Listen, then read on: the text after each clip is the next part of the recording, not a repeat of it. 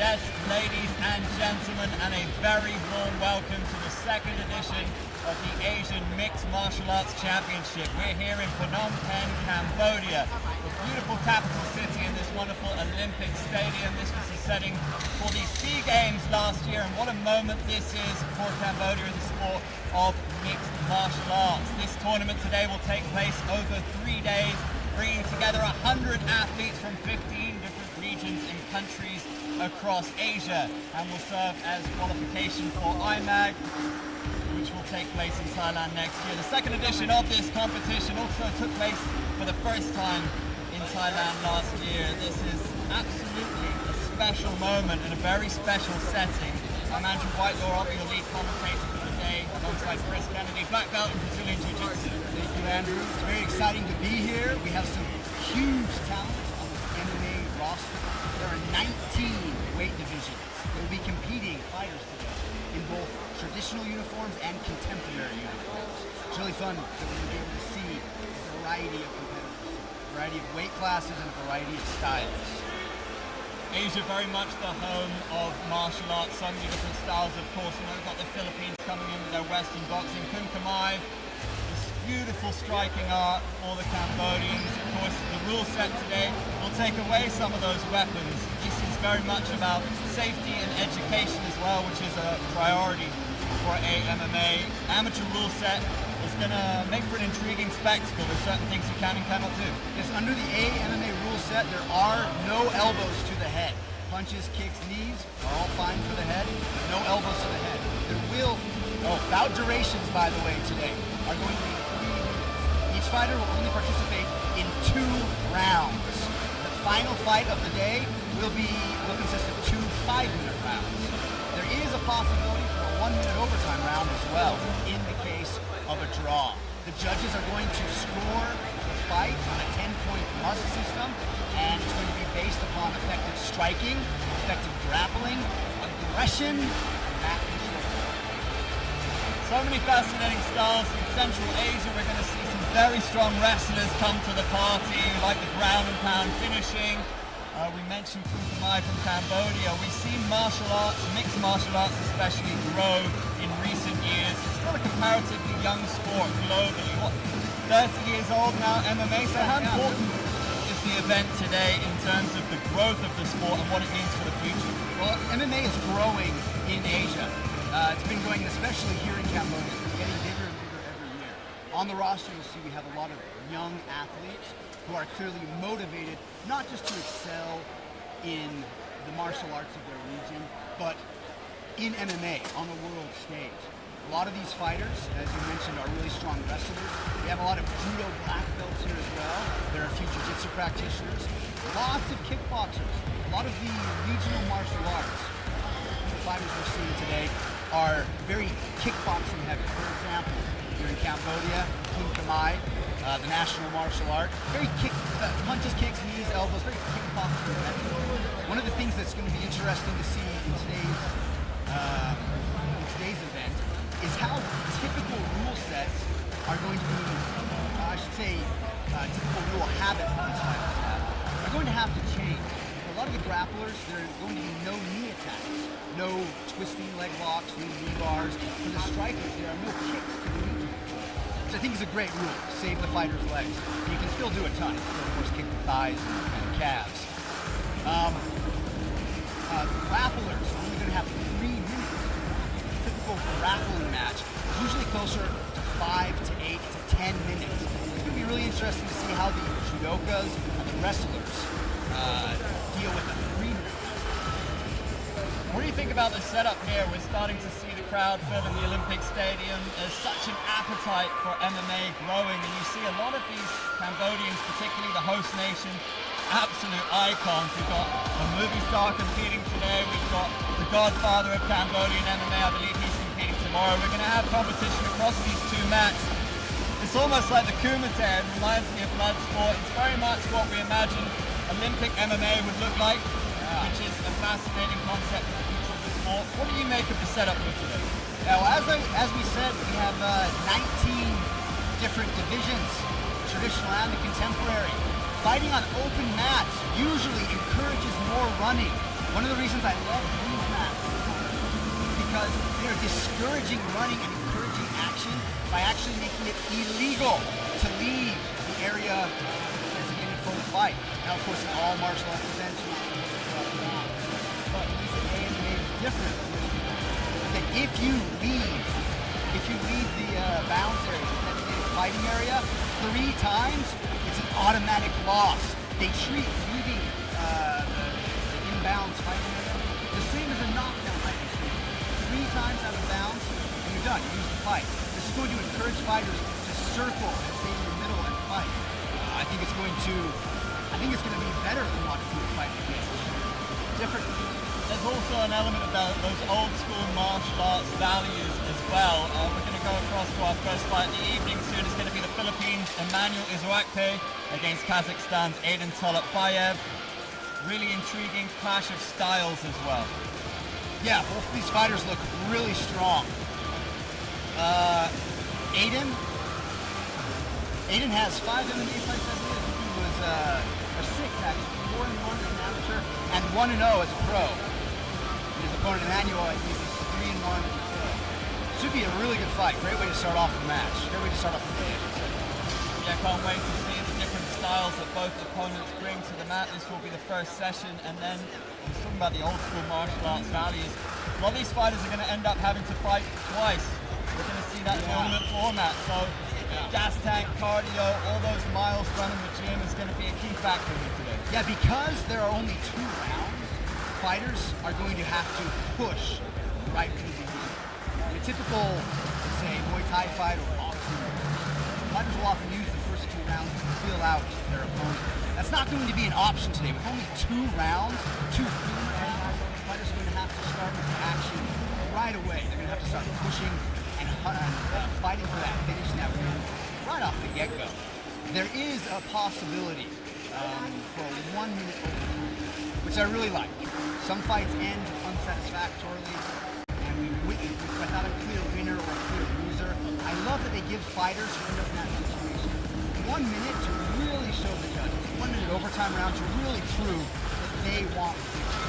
I think that's going to make for some of the best rounds that we see today. So under AMA rules, the amateur rules, there are, as you mentioned earlier, some submissions that are illegal. So what kind of stoppages and finishes are we going to see today? What are the primary ways fighters are going to be looking to finish these fights? Lots of strangulations in terms of submission fighting.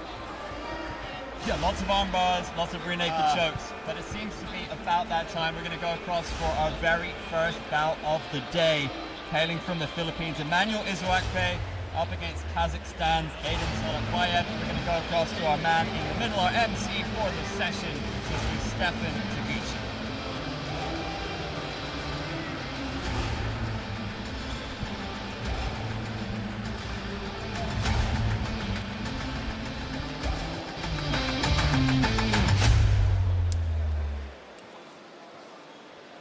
Good morning, ladies and gentlemen. We bring to you our first bout of the day. It is a modern MMA men's fight at 77 kilos.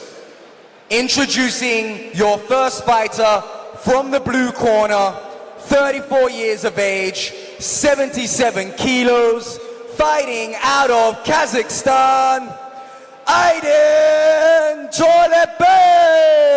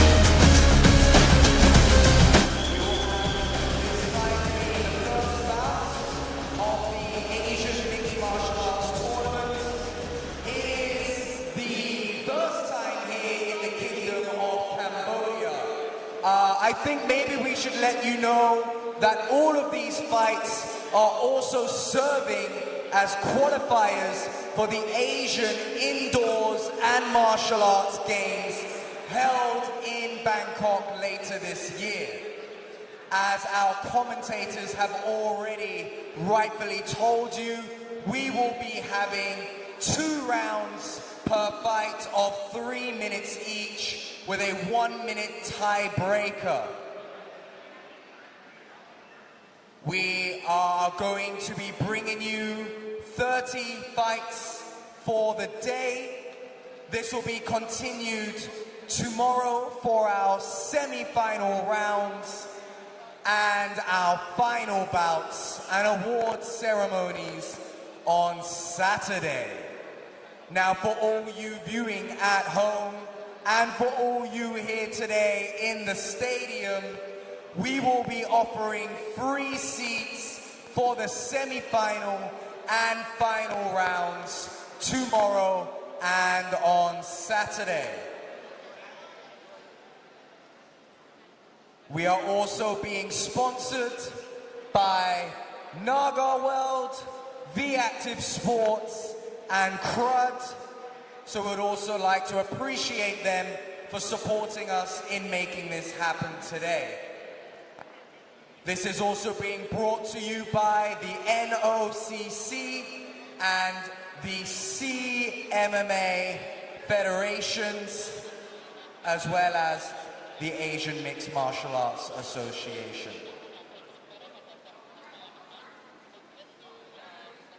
How are we all feeling today? Are we ready to get underway? Yes, we do feel the excitement in and around the room. We expect it to be filling out. Do not be afraid to get loud.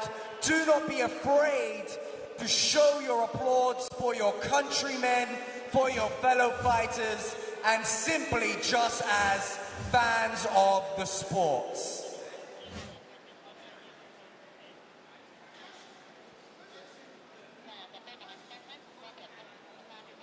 We are soon to be underway.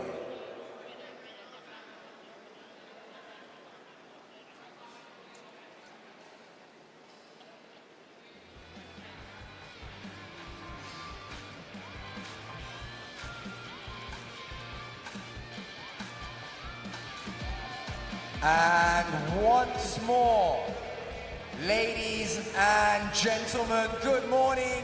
We bring to you a modern MMA men's fight at 77 kilos. Fighting out of the blue corner, your first fighter of the morning, 34 years of age, 77 kilos, from Kazakhstan, Aiden Toilebayev.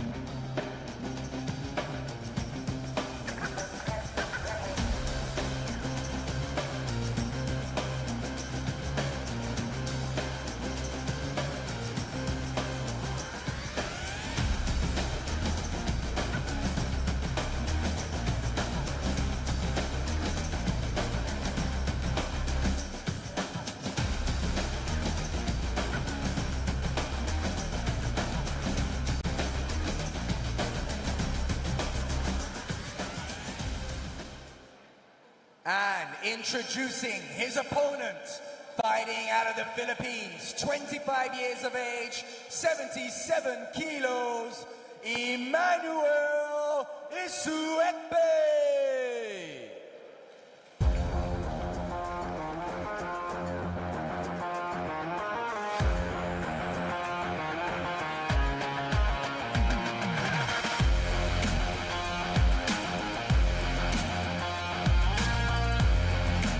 The Philippines, born in Nigeria, they call him the Rain. It's a nickname that I must say I love. And he's got a tough test here today for the opening bout. Tolotbayev, 1-0 as a pro, 4-1 as an amateur, 4-5 times in IMAP in 2019. That IMAP experience competing at this amateur level on a familiar stage might serve Tolotbayev in good stead.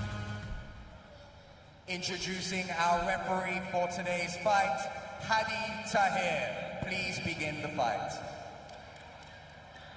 Both fighters looking anxious to get going. Both fighters looking warmed up and dangerous. So many people involved in this organization live and breathe martial arts. This is truly a gathering of those who love the game, want to grow the game.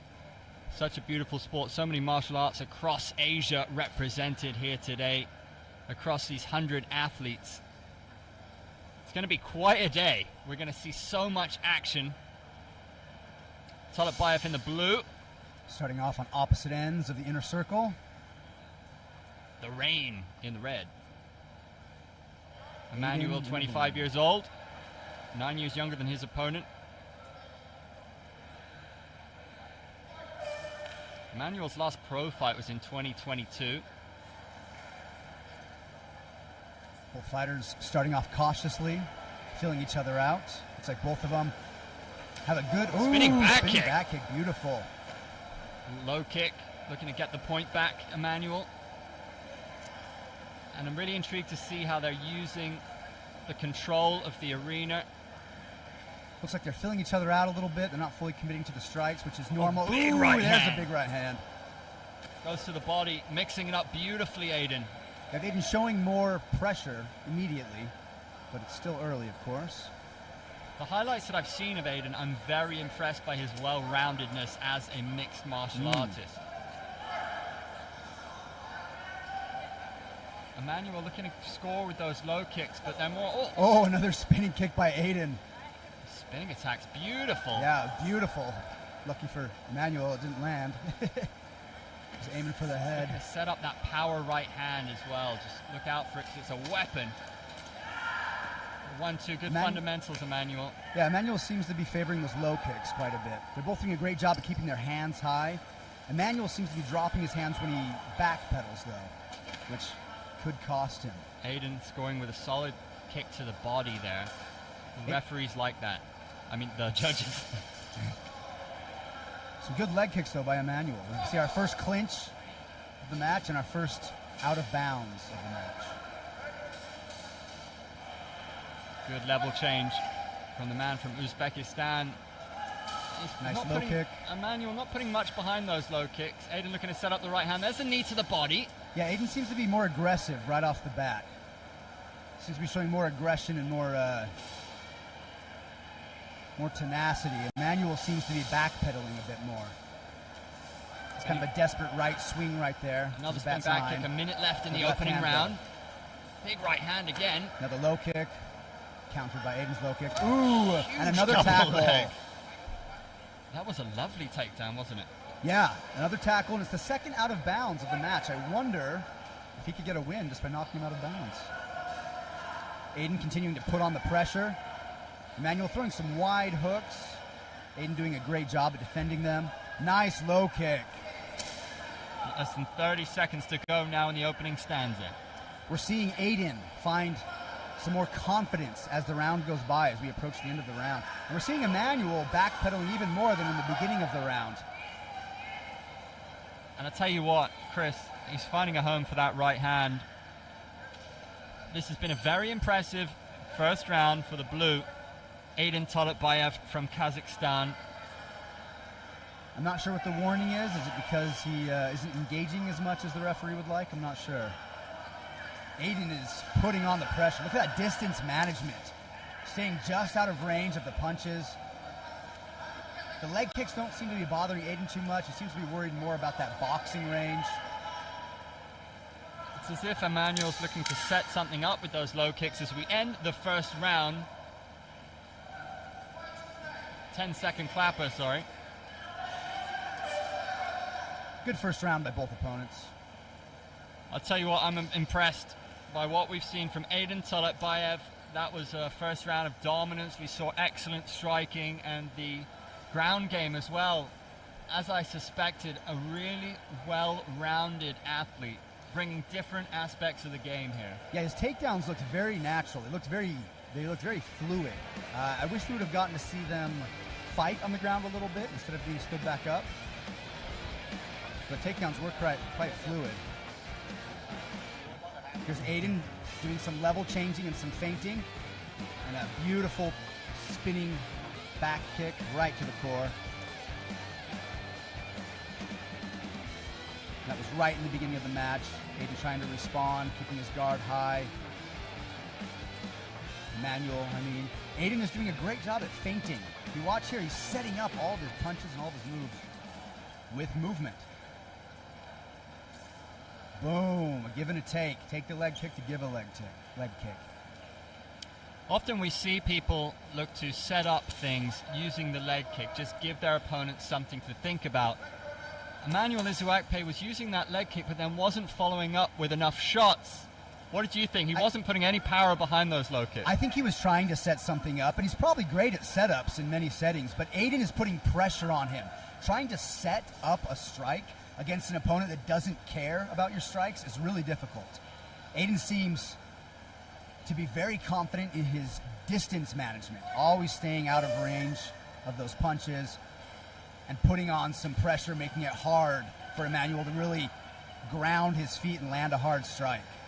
You see Emmanuel dancing around and hitting the angles now, trying to avoid going out of bounds, which is really smart.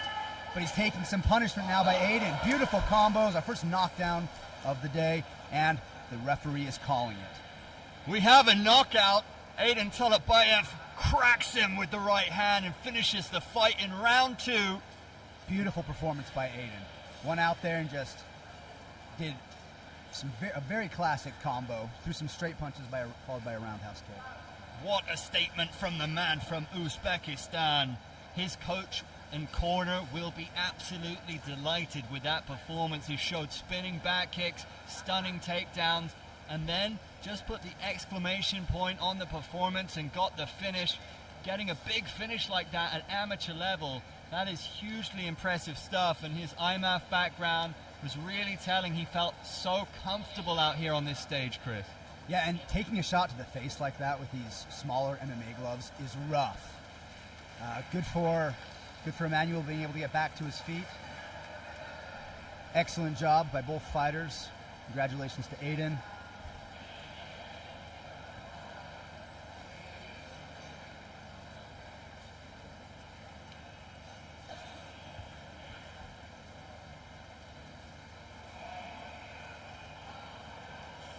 What a start to proceedings.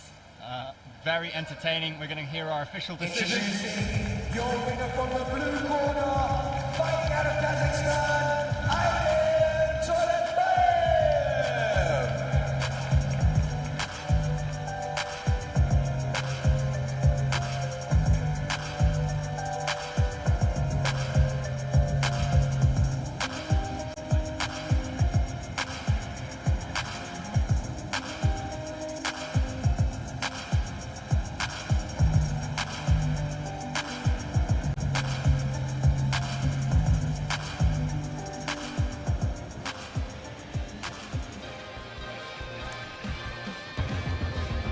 Superb performance. That was Emmanuel going up top, but the right hand cracked him on the side of the head, then the left, just mixing it up, his strikes beautifully, Toletbayev, and that was the right hand that sealed the deal. 1, 2, 3, 4, 5, 6 unanswered strikes in a row. Beautiful finish.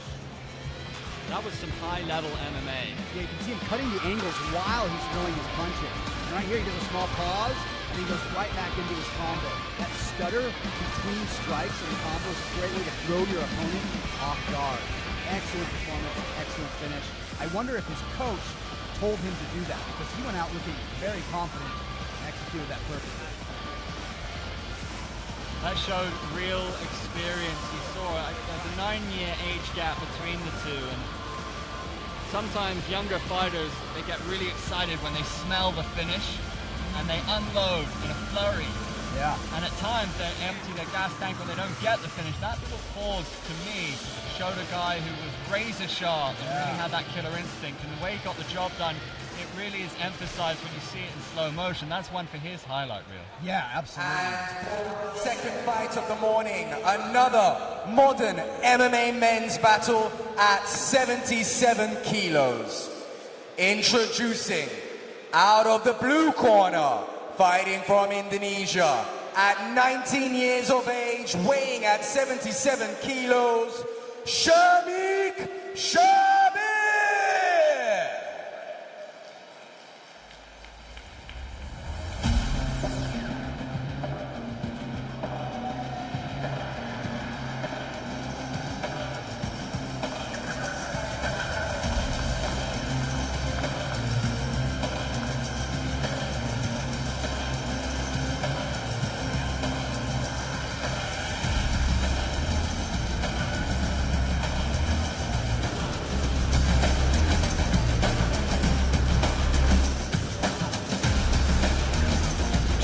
Shamir, just 19 years old, a two-time national MMA champion in India, loves hiking, as you would expect for a man from beautiful Kashmir.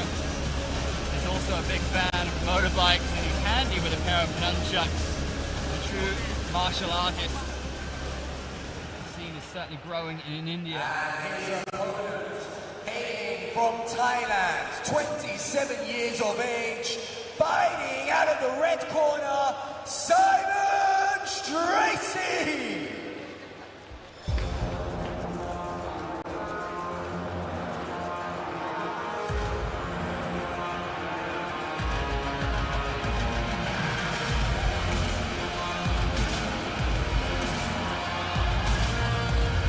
Simon Stracy gets a little pop from the crowd here at the Olympic Stadium. He looks like he means business. He's certainly in shape. Coming from Thailand, he's got a 2-0 pro record in MMA, 27 years old, with a 1-1 amateur record in Gamma. And having a strong amateur base before you turn pro can be pivotal, especially competing in this kind of competition under this rule set. That experience could be telling for the Thai.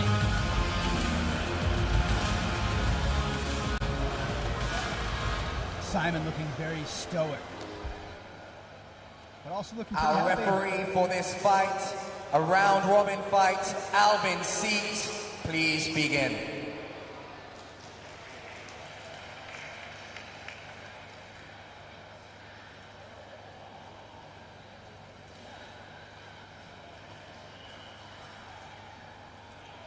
Going over the card, there are some fascinating matchups. We see different styles, different cultures, different backgrounds, experiences. We see an 8-year age difference between the two fighters. Just 19 years of age, and what a stage for him. Shamik in the blue. Simon in the red, starting off strong.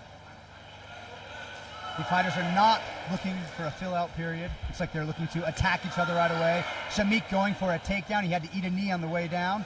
Well, he took a solid right hand, didn't he? He did. Simon was able to avoid the takedown and end up on top himself. He's in top side control at the moment. You can see him controlling Shamik's posture with his right arm. Simon is very comfortable on his feet, obviously allowing Shamik to stand back up. Shamik going for a reaping leg throw. Beautiful, and he landed it. Ending in that case Katami position. Simon is still too fresh. He is hard to hold on to. Shamik definitely seems to favor the grappling so far. Good leg kick. You heard that one, didn't you? Yeah. Both fighters passed the initial endorphin release.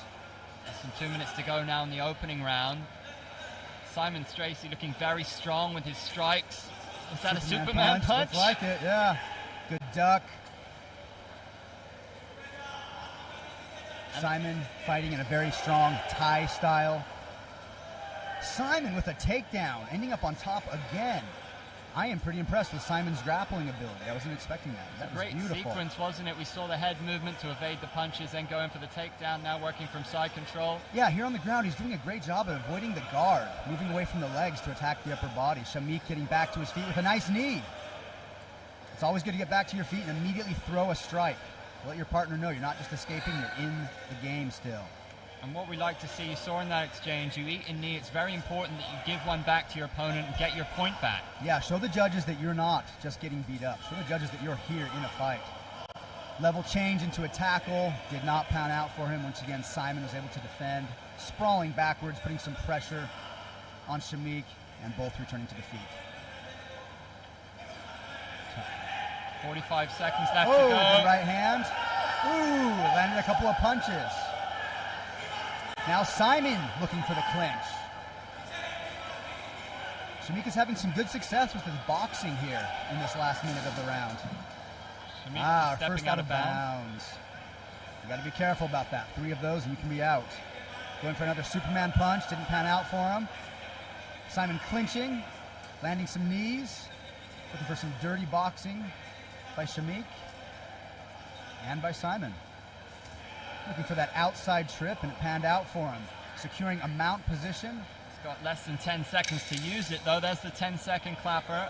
If he can finish the round like this, though, it will probably secure it for him. Solid ground and pound from the Thai. Allowing him back to his feet with the knee. Oh, and a final punch by Shamik in the end. Good round. Not sure how the judges are going to point that one. I would say this has been so much fun to watch. Very entertaining, both the opening fight and this first round in this second bout. Yeah, they've both done a great job. Shamik landed quite a few punches there, especially in that last minute, which caught me by surprise. He didn't throw a whole lot of punches with success in the first 2 minutes of that round, but then he landed several there in the end. What advice will Shamik's corner be giving at this point? I imagine they're going to be telling him to set up his takedowns. You saw, let's hear looking at the replay. Nice head kick, but it was blocked. He was able to defend against the punches. Shamik going for that suicide throw, didn't pan out for him. If I were in his corner, I would tell him to set up his takedowns and his clinch entries. That was a beautiful takedown with the outside reap.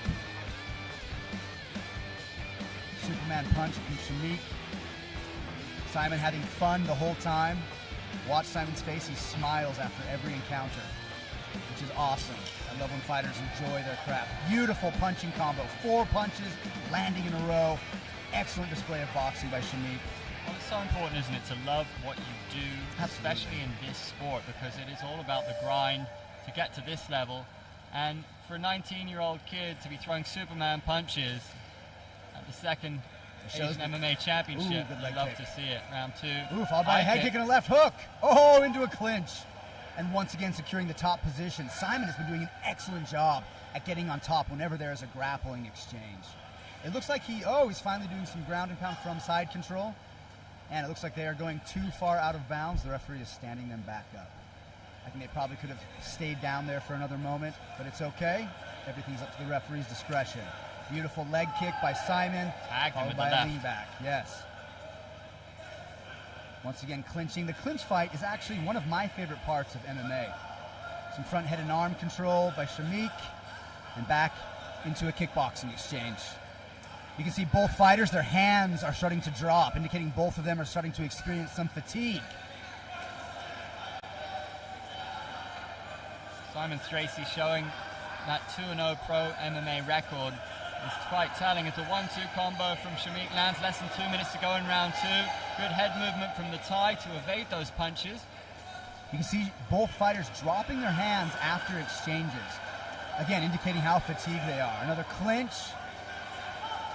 Shamik has the whizzer trying to stop himself from being taken down. It looks like Simon still secured the top position, but they landed out of bounds. Once again, being reset in the center. Such a pivotal stage of the fight. 90 seconds to go in the second round. Good Cracks right, him, good the right and the left. left. He looks wobbled. Chris. Nice leg kick, but Shamik going for the kill. He has half the round to go still. If he can keep up that energy, it will Wow. pan out well for him. That was a huge moment for the man from India, Yes, but he did beautiful eat boxing. a left hand at the end of that exchange. He ate some, but that's what we're here for, to give and to take. This is fighting. Did a better job of checking that kick. And he's keeping his hands up when he gets closer to Simon. Simon going in for a shot from a little far away. Should have set it up a little bit more. Shamik was able to defend it fairly easily. Back to their feet and out of bounds. Shamik needs to watch himself.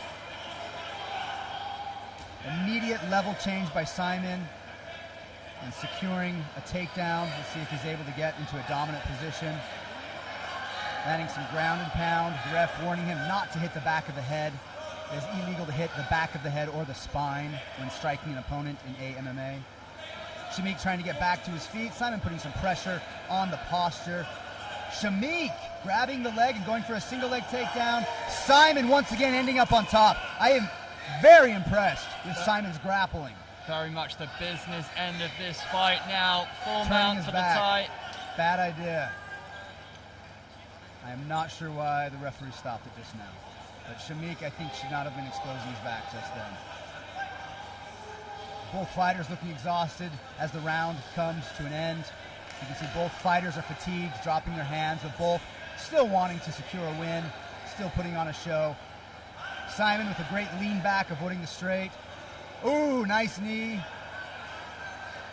You can tell when fighters get tired, they start throwing those bombs. They start throwing those haymakers that we're seeing Shamik throw right now. Beautiful hook to the face, followed by a right leg kick to the face and another punch to the face.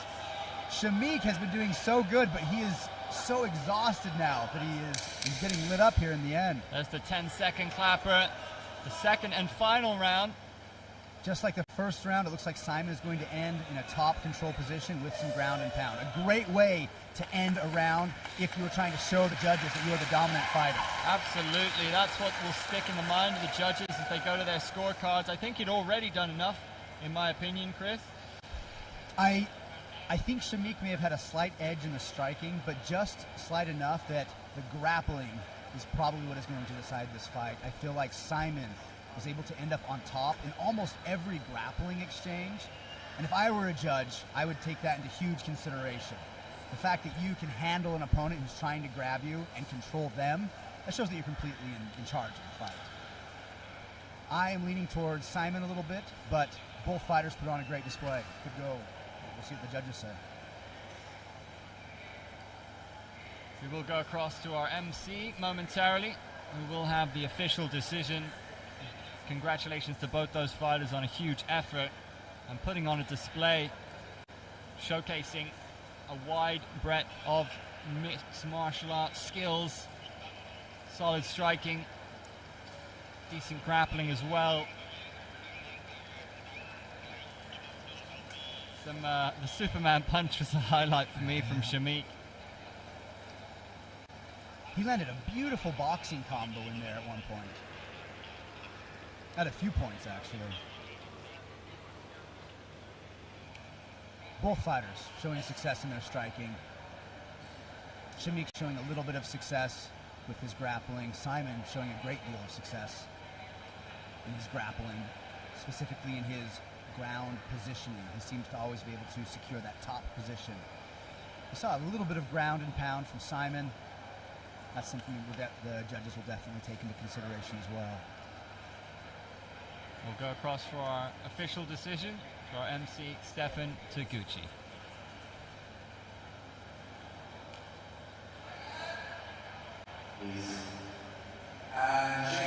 Your winner from the red corner, Simon Tracy.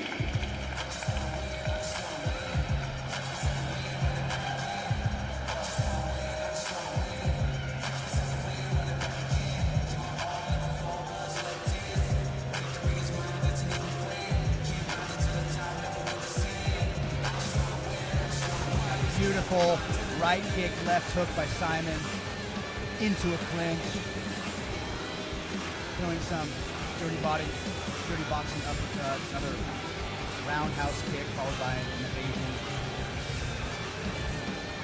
Some good boxing, some good fists landed by Shamik. Great back and forth fight. Really great boxing on Shamik's end.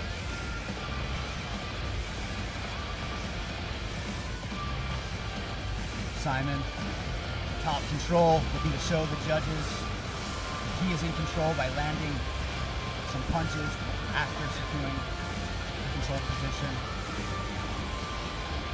Beautiful head kick and a well-deserved victory by Simon.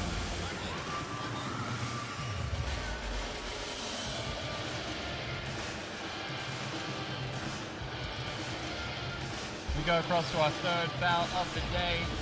Really exciting one. 20-year-old Yokubjon Safarov from Tajikistan has a 4-2 record in AIMAG up against Ikaroni, who might be one of the best fighters to come out of Indonesia, has a rich record competing in one championship, has a victory over some of the best fighters in the region. He's 33 years old.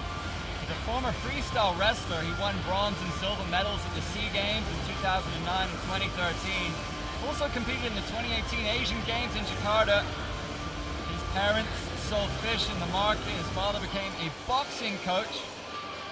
And then he trained his son from the age of 5. At 13 years old, Ikaroni switched to wrestling because he saw more opportunities to become a national champion. It was in 2018 that he decided to transition to MMA, relocating to Singapore. It should be a really awesome clash as we go across now to our MC.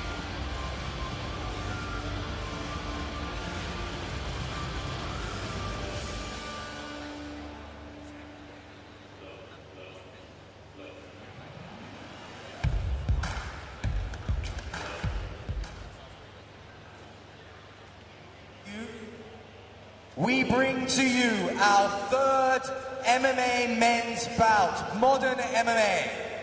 Fighting out of Indonesia, 33 years of age, a round of 16 bouts, 60 kilos, from the blue corner, Ikaroni!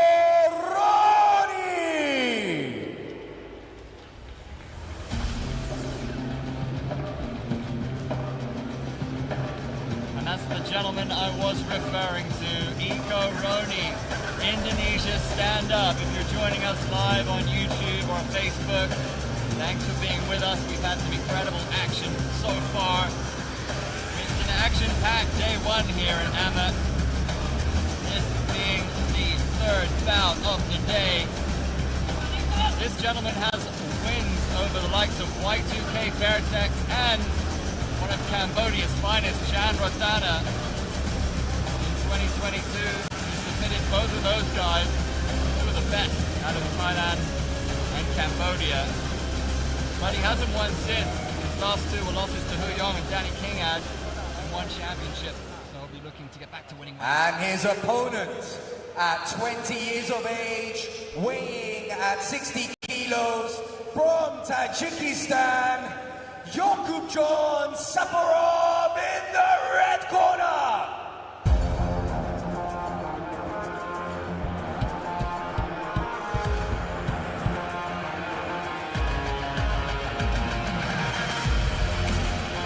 Safarov, 20 years old, with that 4-2 amateur record.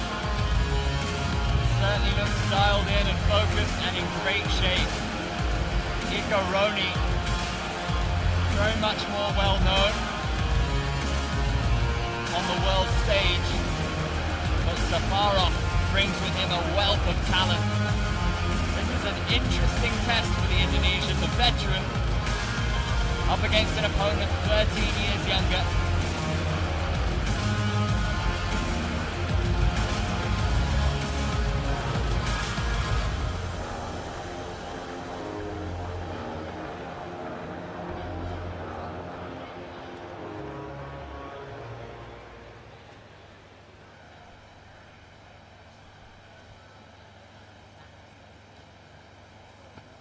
Our referee for this bout will be Yang Su. Please begin the fight.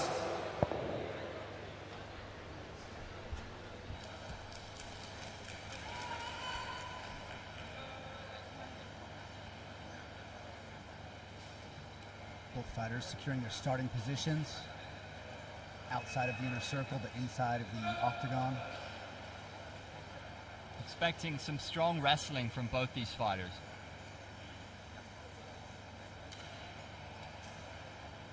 Ikaroni no doubt will be hunting submissions, but has that boxing background as well. Both well-rounded. Ikaroni in the blue, Safarov in the red.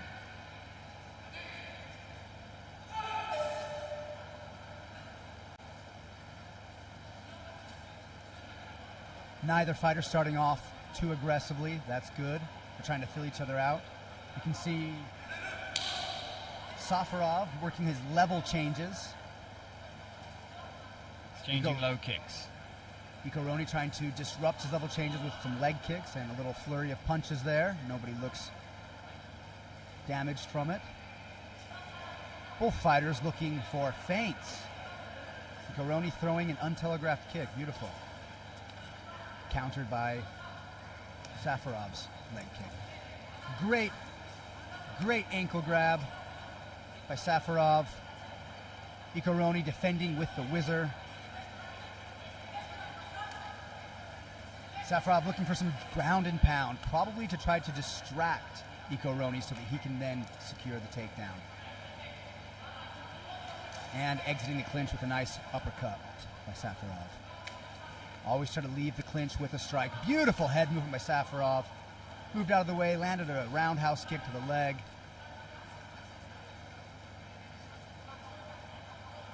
A small game of feints going on right here. You can see the level changing by Safarov.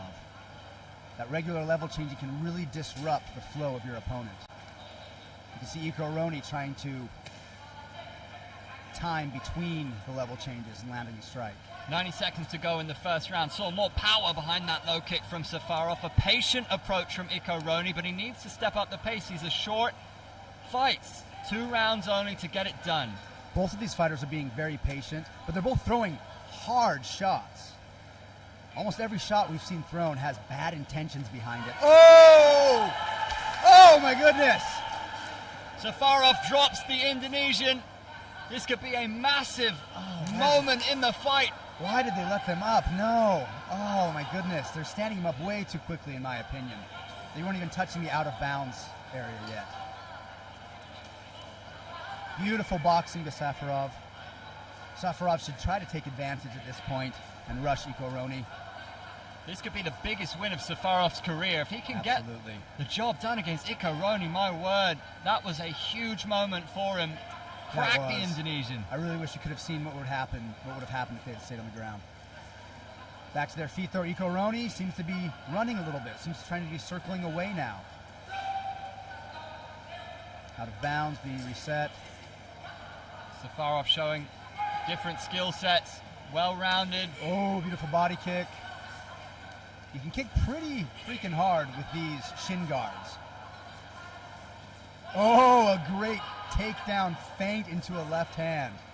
He disguised that left hook brilliantly. I love the level changing and the feinting that is going on in this fight. That was 10 seconds to go in the first round. Safarov showing great control of the mat. He's been controlling the center almost the entire fight. Almost a case of survival for Ikaroni. Now we're going to watch carefully. You seeing Safarov's corner now on your screen. More of the same, I imagine, would be the message from his corner. And that's Ikaroni. What would they be saying to him right now? Let's take a look at this replay first. Both fighters tried to level change at the same time, ended up clashing. Kind of a long-range takedown attempt, but he was able to grab the leg and move from the knee to the ankle. Safarov was. Some great boxing exchanges here. Lots of power coming from both fighters. Beautiful right hand. That was the right hand that dropped Ikaroni. He took a head kick to the face to land it, but I think it was worth it. Landing some ground and pound before being stood up. I think Ikaroni needs to show more aggression. He has more experience than his opponent, and he is running too much. He's playing the role of the matador, and he's letting Safarov play the role of the bull. He needs to push back. Is there an argument for a 10-8 in that first round? I have no idea. I would say it's probably a 10-9 round, but who knows what the judges are going to say. It was fairly dominant at one point for Safarov, so who knows? We need a big round if we are looking from Iko Roni's perspective. Just 2 rounds, so it's all about what he can deliver in the next 3 minutes. Safarov has proved very dangerous so far. Iko Roni looking recovered, trying to gain control of the center of the mat, but eating some punches while trying to do so. Safarov throwing a side kick, followed by a 1-2, or a 2-1 rather. Beautiful boxing fundamentals, sprawled excellently as well. The man from Tajikistan, Iko Roni, does get the takedown in the end. Safarov seems to have a great guard. He seems very comfortable being taken down. Look at him, he seems fine. He's using great defense with his legs, getting his legs between his opponent and himself, and using that to get back to his feet. Excellent job. That Excellent was more recovery. promising from Iko Roni. Nice right hand. This is much better display now from the Indonesian. Yeah, Iko Roni seems like he's in the game now. Beautiful, another right hand. Safarov still level changing, though he seems to be level changing much less than in round 1. That's common for fighters. Fighters tend to go out with something in mind and forget what they had in mind throughout the fight, which is of course one of the reasons why they train for hours on end. Nice left hand. Throwaway right kick. Another throwaway right kick. Looks like he's trying to set something up maybe. Another level change. Lovely counter though from Iko Roni. Those leg kicks are going to add up. Even with these leg guards, they're going to hurt. Ooh, nice level Big change. double leg. Punched high, drops his level. Tackled him, knocked him out of bounds. Beautiful takedown from Iko Roni. Now he's coming into his own, but he's left it late. With 1 minute and 15 seconds left in the second round. Ooh, nice knee in the face, but Safarov was able to secure the takedown. They're getting pretty close to the out of bounds. We'll see if the ref lets them fight or stops them. Looks like he's stopping them. And that's going to be an important facet throughout the day. Where you are in terms of the out of bounds areas. The high kick from Safarov. Oh, another hit high, shoot low, outside trip. Ending up in Iko Roni's guard, but not looking concerned. Safarov controlling, putting pressure on, controlling controlling Iko Roni's posture still, landing some ground and pound. Just 30 seconds to go in the final round. Safarov, big hammer fists. Iko Roni choosing to move to a referee's position and crawl to the out of bounds and getting stood back up. Not a bad idea, not a bad game plan. If you're getting overwhelmed, make the ref stand you back up.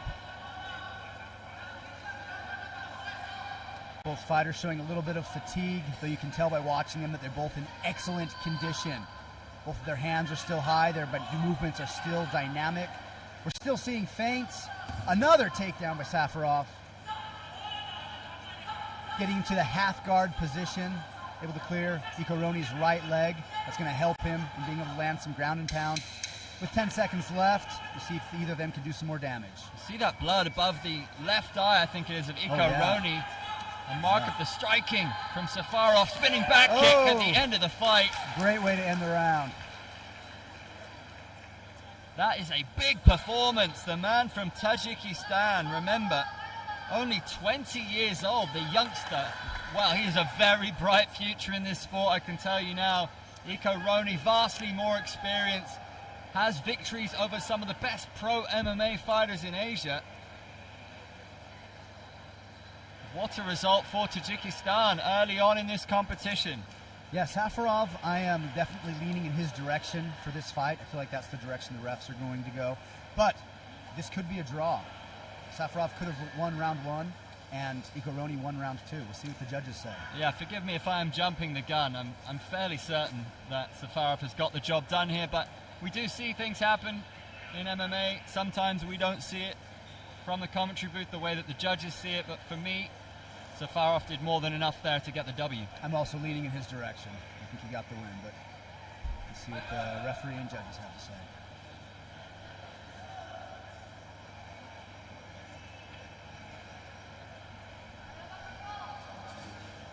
Ladies and gentlemen, Announcing your winner in the red corner from Tajikistan, Yokubjon Safarov!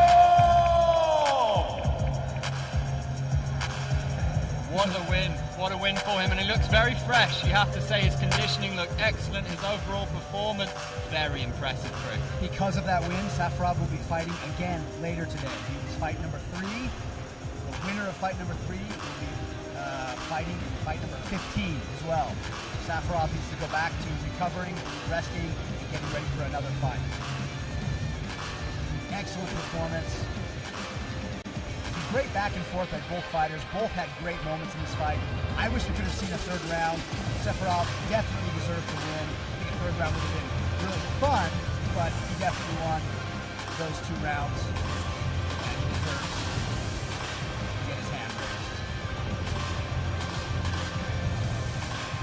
What a feeling that must be for the 20-year-old. Absolutely. So young and putting on such a great performance. And then his coaches are extremely proud of him.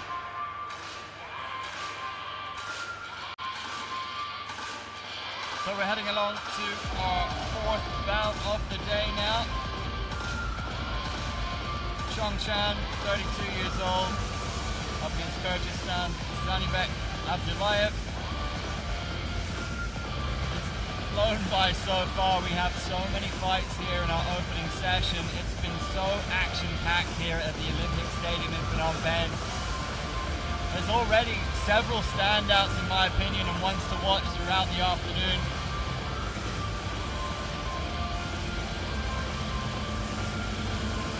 I'm going to go across now to our MC as our 4th fight.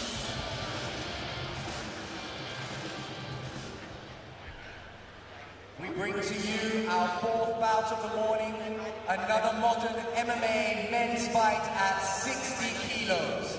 This will be a quarterfinals matchup. And introducing, from the blue corner, from Kyrgyzstan, at 22 years old, 60 kilos, Zanibek Abdullayev!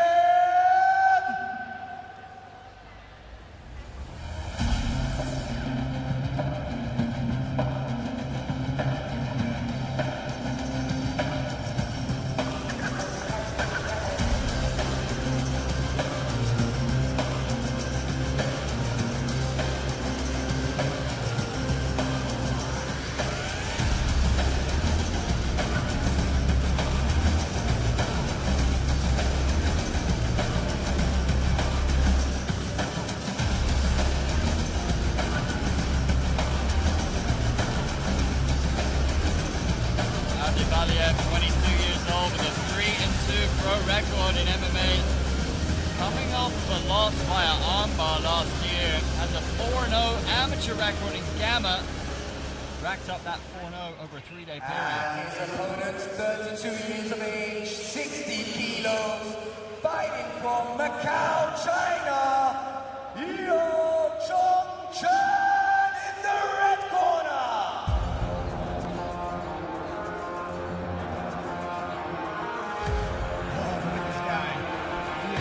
Fight. Look at this guy. He's here to throw down.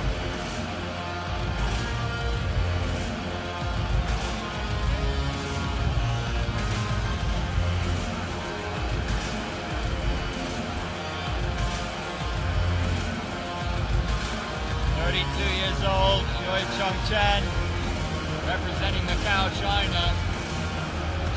His fans at home, no doubt, will be buzzing to see him competing on this stage. It's in tremendous shape.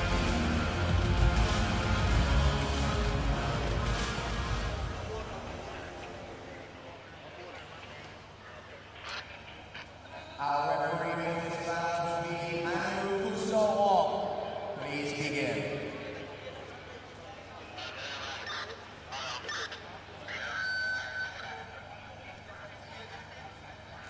A 10-year age gap between the two fighters. Chongchan, 32 years old. Abdullayev, 22.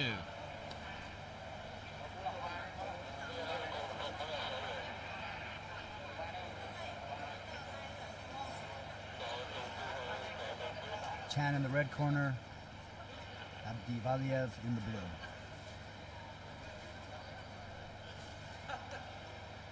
Chan looking anxious to get going. Fighters showing great sportsmanship. That's what we love to see here at AIMAG. The fighters look like they're feeling themselves out. See some punches from blue corner and a strong front kick right in the beginning.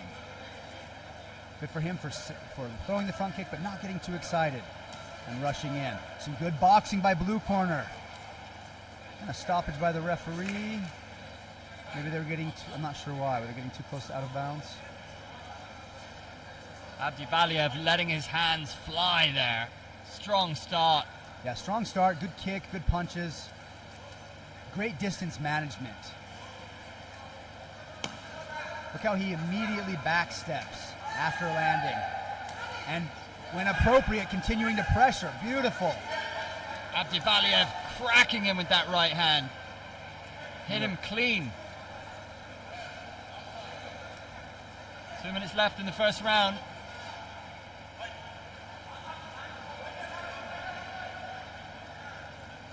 Abdivaliev has had such a strong start already. He's good. He's looking extremely confident. We already see Chan going for clinches and also trying to run. He's just overwhelmed by blue corner's throws, by blue corner's punches. Just classic power with the hands. Even though his punches don't seem to be strict, pure boxing, they look dangerous and frightening. They're definitely getting Chan's respect. Chan looking to try to make it more of a technical fight. You can see by the way he stands and bounces, he's looking for more of a technical fight. But blue corner wanting to turn this into a dirty fight. He wants to punish him. Abdivaliev putting a beat down on his opponent at this stage. Yeah, he is showing them that he is here to fight. He is here to throw down. Pushing him out of bounds. Beautiful display of dominance. Completely controlling the center of the cage. And that's all she wrote. That was a difference in class, you have to say. Abdivaliev really showcasing his power. Absolutely controlled the action the entire time. And this was the first fight that we've seen where, that I think I've ever seen, where somebody won because they tricked or forced their partner out of bounds. Excellent display. Beautiful fight IQ. Great tenacity and pressure. Chan, a skilled martial artist, was overwhelmed. That just goes to show how prepared. Ladies and gentlemen, our winner by stoppage from the blue corner, AIMAG Abdivaliev!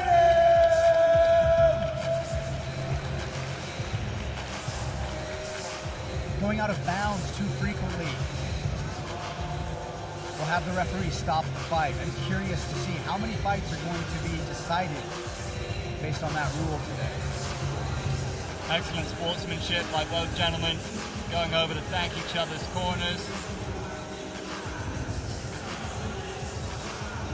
What a performance it was from the man from Kyrgyzstan. We're seeing increasingly hugely talented mixed martial artists coming from Kyrgyzstan. And it was a beatdown, wasn't it, Chris? It was a beatdown. Just heavy punch after heavy punch. Strong hook after strong hook. Just overwhelmed his opponent. The opponent was using good head movement. He was blocking, he was doing everything he was supposed to do, but in the face of an overpowering opponent, even great defense is sometimes not enough. Ultimately, there was a difference in class between the two. And that's the gentleman who got his hand raised. Abdivaliev, he'll be one to watch moving forward. It'll be fascinating to see how he gets on moving through the tournament. 3 days of action here at the Olympic Stadium in Phnom Penh. Come down and join us. We'd love to see you. Beautiful setup. Cambodia is taking a huge interest in martial arts and specifically MMA lately. They're going to be hosting some MMA events in the future, 2028 and 29. But as early as this October, they're going to have a Khmer mixed martial arts. I think it's going to be called the Prime Minister Award. event where locals and foreigners will be allowed to come compete. It is awesome to see the amount of interest that Cambodia is gaining in MMA lately. Jiu-Jitsu has just recently started to get big in Cambodia. For the first time, about a year and a half ago, 2 years ago, Cambodia developed a national Jiu-Jitsu team, the Jiu-Jitsu Federation. We see plenty of fighters at the local Jiu-Jitsu gyms here in Cambodia who train Jiu-Jitsu and they train Krav Maga, but with the goal of one day competing in MMA. I'm really glad that organizations like AIMAG are here to give them those opportunities. A very interesting opportunity I must present to the fans right now. VIP Sports is offering an app where fans can download and make their predictions for the fight. Super innovative fan engagement here. I will definitely be keen to play. I've got a few predictions of my own, so you can And for our fifth bout, we bring to you our first traditional MMA fight of the men for today. 60 kilos. And introducing out of the blue corner at 19 years of age, at 60 kilos, from Kyrgyzstan, Saeed Shahid.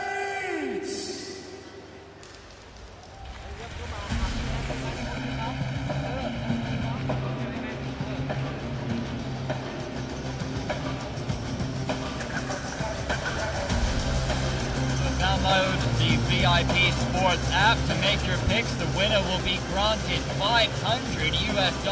Second place gets 300, and third gets 200 USD. Make your picks, starting with this fight.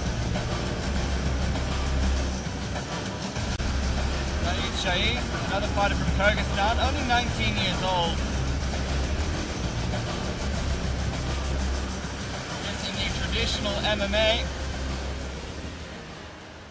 And their opponents, fighting out of Indonesia at 25 years of age, weighing at 60 kilos, from the red corner,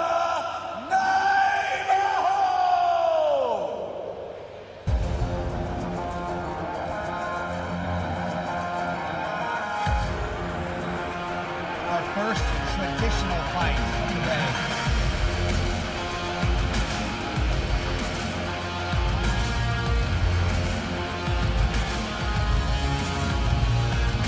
Idaho, 25 years old, they call him the Kingo Loan, flamboyant for his whole career in one pride. He loves ice baths, rear naked choke and wearing sunglasses indoors. 4-4 pro MMA record and 0-1 in amateur. One Pride is one of the most vibrant promotions in the region. They get huge crowds over in Indonesia, so we're no stranger to competing under pressure. Introducing our referee, Bullet. Please begin the fight.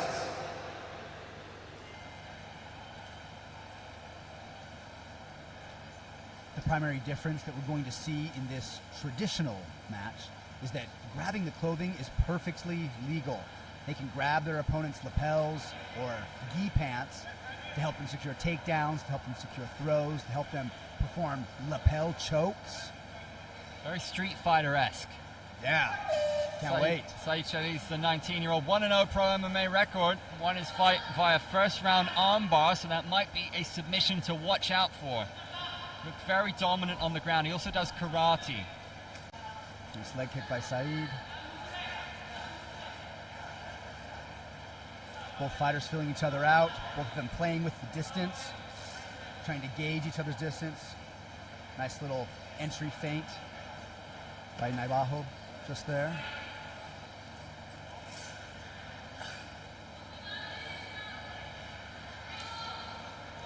I think he got tagged in the groin.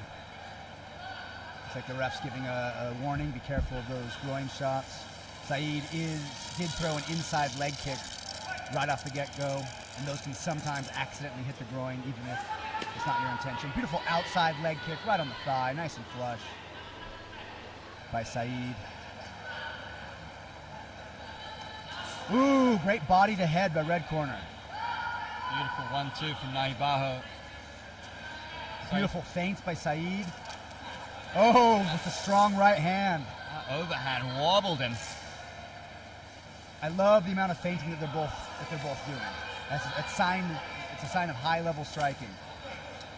They're moving their heads while they're throwing, another sign of high-level striking. Neither opponent standing still, yet another sign of high-level striking. Both of them have hands up, strong defense. You can tell they both respect each other. Beautiful combo, left-right, followed by a kick by Saeed. Ooh. That head kick and changed his mind last moment. Beautiful left-right. I love that he's ending his boxing combinations with kicks. One of the first things boxers learn. Well, we got our first knockdown of the match. Dropped him. One of the best things to teach boxers who are moving into MMA is to finish your punches with a kick. Use your boxing, but then finish all your combos with a kick, which we've seen Saeed do twice already in this round. Beautiful straight punches by Saeed. Into a clinch. Nice knee by Naibaho. Saeed Shaliz, the 19-year-old with the knockdown. 40 seconds to Leg go in the kick. first round. Another high head kick. Left kick.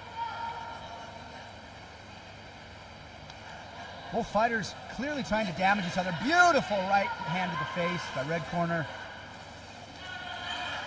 I love that Naibaho is moving his head as he throws. And whenever a punch comes, he puts up that double shield, that double pillar, taking the damage on his arms more than his face. He looks fine. Despite all the attacks he's taken, his face looks fine. Strong, heavy hits back and forth. Saeed once again ending his boxing combination with a body kick. Excellent strategy on his end. Both these fighters putting everything behind these shots, looking for a finish. There's the 10-second clapper in the opening stanza. Ooh, good left hook. Good duck, followed by a boxing combo. Great flurry to end the fight. I would say that round is slightly in favor of Saeed, though of course, you never know what's going on in the minds of the judges. Naibaho landed some big shots with his right hand, but that knockdown, probably enough to swing it the way of the gentleman from Kyrgyzstan. Again, we've seen some high-octane action. Each bout has had so many points of intrigue. Naibaho refusing to sit between rounds. That's interesting.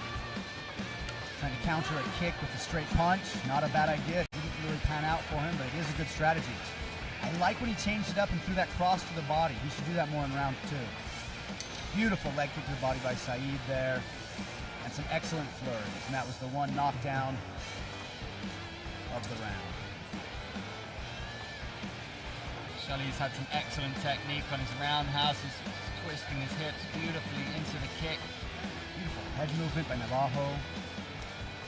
Great defense. He's taking hits, but he's taking them mostly to the arms.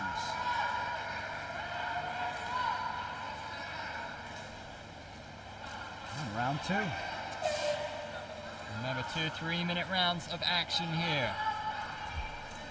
Saeed hitting his angles, moving left and right, moving forward and back. I wonder if his coach talked to him about that between rounds. Naibaho trying to secure a clinch, see if they can do any grappling. Nice scramble. Saeed ultimately ending up on top in a topside control. Naibaho's got the guillotine. He's holding onto that guillotine. He's not going to be able to do anything with it from side control, however. If he holds his posture in such a way, he needs to start trying to secure a full guard position. The referee not really giving them time, standing them back up on their feet. And that's where we're blessed to have a Brazilian Jiu-Jitsu black belt in the commentary booth. Chris, what have you thought of the action so far? I think it's been great. Beautiful left kick. We've seen Saeed throw a lot of left kicks with success, too. He's landing them. He's thrown some right kicks as well, but his left kick seems to be on point. Beautiful. His right hand found the target. Second As knockdown Red was for coming in. Shaliz. This time he took advantage of the knockdown, immediately got on top and started throwing some ground and pound. Savage ground and pound. Controlling the position, moving past the legs into a full mount position, hammer fist and straight punches. Beautiful performance, forcing the referee to stop in and end the match. great, decisive finish by Saeed. Saeed Chaliz getting the stoppage in round 2 with ground and pound. Announcing your winner by referee's decision in the blue corner, Saeed Chaliz.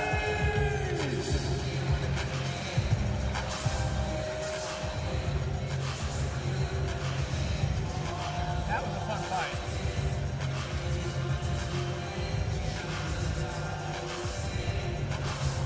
Excellent performance by Saeed. Beautiful kickboxing display. And I was under the illusion after round 1 that Saeed was just going to be doing kickboxing techniques. But in the end of round 2, right before he was able to secure the finish, he showed some great grappling dominance, securing a mount position here, landing some good ground and pound, not doing too much damage with the ground and pound, but forcing the referee to step in and stop the match because all of those punches were completely unanswered. Well-deserved victory by Saeed. Saeed Chaliz?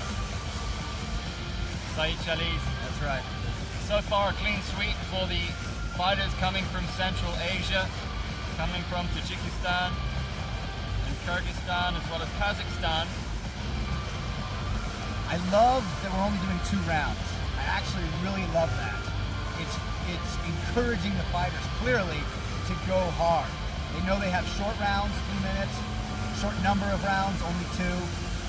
And I love that it's encouraging them to put the pressure on. Fights of attrition are fun. When you see a 12-round boxing match, it's fun. These 2-round fights are beautiful. Our 6th bout of the day returns to modern MMA, a men's fight at 96 kilos. Introducing from the blue corner, at 32 years of age, weighing at 96 kilos, from Kyrgyzstan, Cambodia.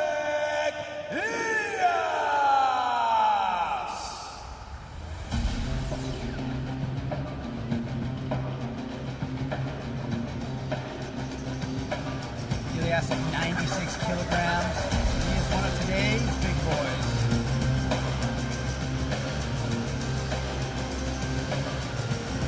Yeah, it's stark, isn't it? It jumps out at you when you suddenly jump up in weight class. Looks like a giant of a man. He looks terrifying. Look at how huge his chest muscles are. 32 years old, 170 centimeters tall. Kyrgyzstan have had an excellent showing thus far. 2 from 2.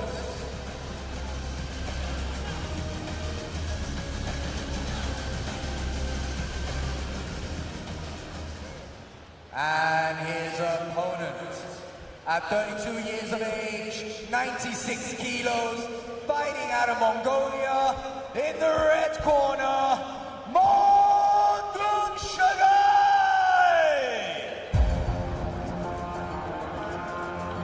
Our first Mongolian of the day. Entering that area.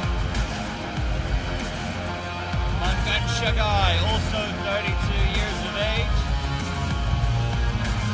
We're going to see a step up in power in this weight category. Mangan Shagai is 1-1 in pro MMA, coming off a split decision win more than 2 years ago.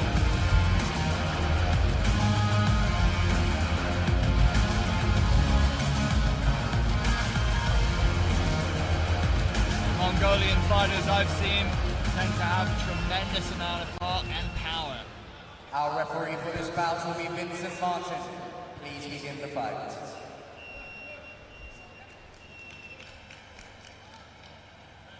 I'm expecting to see some strong grappling in this match, though I'm sure we're going to see some hard hits as well.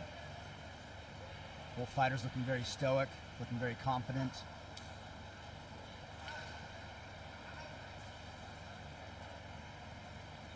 Mangan Shagai in the red.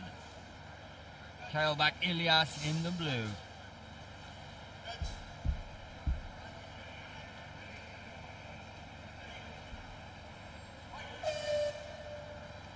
The beginning of round one.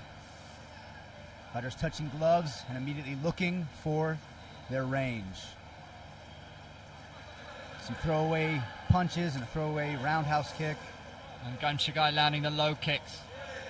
Gets a left hand though from Ilyas. Ilyas looks largely unconcerned. He has kind of a wide horns guard, we call that, with his hands kind of extended. The Mongolian with his hands much closer to the face, in what we might call a helmet guard. Seeing some good leg kicks by Ilyas. Such a satisfying sound, isn't it, when you land those low kicks? It's great to hear in person. It's so fun to hear in person. Beautiful. There it is again. The kicks may not look super powerful, but we can hear them here live. And these bigger fighters, the power generated as well, like those slap the More outside weight. of the leg. Exactly, more weight behind their strikes. We heard that one, but I think it came off the glove. A big overhand left. There it is again, Ilyas, a favored shot for him, that lead left hand. Ilyas trying really hard to keep a correct amount of distance. You can see that the Mongolian is trying to take away the space, but every time he steps in, Ilyas cuts the corner. He's taking some back steps, but you're seeing that he's cutting the angle and doing a phenomenal job at staying inside the inbounds area, inside the inner circle. 90 seconds left to go in the first round, and do bear in mind, those low kicks, they may not look that damaging, but they accumulate and they do score. 1, 2, 3 combination from Very the gentleman nice. in blue. Ilyas is showing some really good footwork. It's not fast or dynamic footwork, but look how good he is at not going out of bounds. He's so good at pivoting and turning and getting and staying inside the circle, which for the matador, the person who's typically backtracking in a fight, is tremendous. A clinch followed by a flurry. We saw a knee land in there by the Mongolian. Much more pressure by red corner. Uppercut, swing and a miss from Ilyas.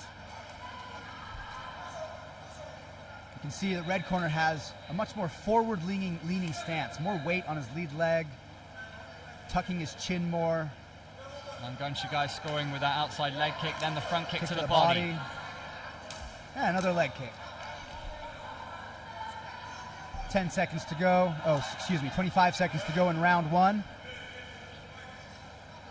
Both fighters still trying to figure each other out. Both fighters obviously have a tremendous, beautiful left hand. Oh, and another left hand. Now, Ilyas stepped out of bounds there, and that second left was landed after the referee had said stop. Didn't look intentional. I think he started throwing it before the ref stepped in, but it landed definitely after the ref stepped in. I don't think it was his fault. In the middle of a flurry, in the middle of a fight, when you're throwing fists, it's hard to give your full attention to the referee because you're paying attention to the guy who's trying to punch your teeth in. He got a big reaction though, didn't he? He did. It definitely looked like it hurt him. Ooh, a spinning back kick. Another flurry, an attempted knee by red corner. It's some wild exchanges happening. Yeah, which happens in the end of rounds quite frequently. That's it. It's time. Good controlled display by both fighters, especially by Ilyas, I would say. I would say this round could go either way. Both fighters did some damage. To me, it looked like Ilyas was showing more mat control, more center control. That being said, the Mongolian was showing more aggression. He was pushing the action more, which the judges like. And the audience likes it as well. Some good flurries, some good left hands landed. And boom, left hand to the face by the Mongolian. Fainted knee, and then there was that controversial left hand that we saw at the end, near the end of the round. The interesting fight so far. I am not sure who was winning in the eyes of the judges. Both had their strengths and both had their weaknesses. Neither fighter looks too exhausted. They both conserve their energy appropriately. I hope they both try to unload and empty the gas tank in the second round and give us a little more action. If either one of them can pick up the action just a little bit more, I think that will be enough to secure at least a victory in this round for the judges. Ganshigai in the red, Ilyas in the blue. Feinting with that lead kick. Both fighters trying to feel each other out and find their range, just like the beginning of round one. Both of these fighters having a tremendous amount of respect for each other. They both know that the other fighter is dangerous and could land a devastating strike at any moment. Because of that, you're seeing them both, especially Ilyas, be very careful with their defense. Nice leg kick. Oh, and a level change into a takedown. Let's see if he can secure it. Beautiful defense by the Mongolian. I have never seen a Mongolian that isn't good at wrestling. I don't think I would ever try to take a Mongolian down in an MMA fight. The Mongolian easily got to back control. Now securing the top side control position and straight into mount. Absolutely dominant performance in their grappling thus far. 2 minutes left to go in the second round here. Full mount for Mongan Shigai in the red, representing Mongolia. For those of you unfamiliar with grappling, that was a beautiful display of grappling. He defended the takedown, secured the back control, secured side control, and then is now in mount. He's taking his time. He didn't try to throw punches immediately. He secured position and got good control, and then started looking for ground and pound. We're seeing Ilyas trying to posture up. What can he do? It's very inadvantageous position to be in. Yeah, right now he's trying to stall. If you can hug your opponent from on bottom like this and stall, sometimes the referee will stand you up. I think it's poor technique. I think you should rely on your own technique to return to your feet. But it is a legitimate strategy that a lot of strikers use. Well, here we go, Chris. He's trying to edge towards the out of bounds to get stood up. But again, we're just seeing such dominant grappling by the Mongolian. He's not letting him out of bounds. Oh, finally was able to get there, and it looks like they're going to be returned to their feet. That last 30 seconds or so must have really hurt blue corner. Well, that period may be enough to win the fight with just over a minute left to go in round two. That was pivotal for the Mongolian. Yeah, the Mongolian is absolutely winning this round now, absolutely. Ilyas needs something big to claw back that spell where he was on bottom, eating punches, eating ground and pound. Blue corner finally pushing forward a little bit. This is the first time in the fight we've seen him giving pressure rather than trying to step back and create distance. That cardio will be telling now. Mongolian looking very confident after that grappling exchange. Nice boxing flurry. Now with less than 30 seconds to go, if you're Mongan Shigai's corner, is there an element of just taking it easy, not doing anything silly? I think he has absolutely won this round. If I were him, if I were his corner, I would tell him to try to throw some gentle punches back and forth, but essentially do what he's doing for the last few seconds of this round, which is be the matador, don't be the bull, step away. A couple of big left hands got their way through for Ilyas. Just seconds left, and there it is. This could be a one-on-one fight. We might go to a third round. I definitely think that the Mongolian won round two. He may have won round one. So if it is a draw, we would see an additional minute of action, which is a rule that I love. Me as well. But that ground and pound from the Mongolian Mongan Shigai in the red corner may have been telling. We'll go across to our MC. And we will have the official result forthcoming.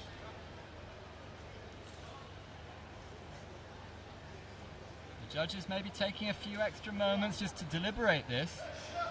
This is a hard fight to score. I would love to see a third round. I'm sure the fighters would rather not have a third round. Ladies and gentlemen, announcing our winner from the red corner, Mongan Shigai of Mongolia! Some excellent back and forth in the striking of that fight. But I think the grappling is what won the Mongolian bout.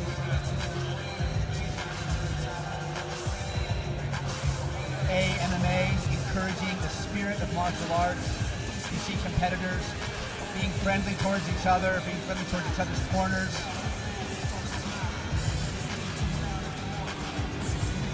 Here in the replay, we can see that dominant grappling performance by Red Corner. Landing some good ground and pound, exhausting his opponent, damaging his opponent, forcing him to turn away, showing complete dominance. And that's one of the worst positions to be in MMA. Because enough to get the job done. Means that Kyrgyzstan 1-2, lost one so far. Coming up next, we will have Indonesia's Iriga up against India's Muttarasan.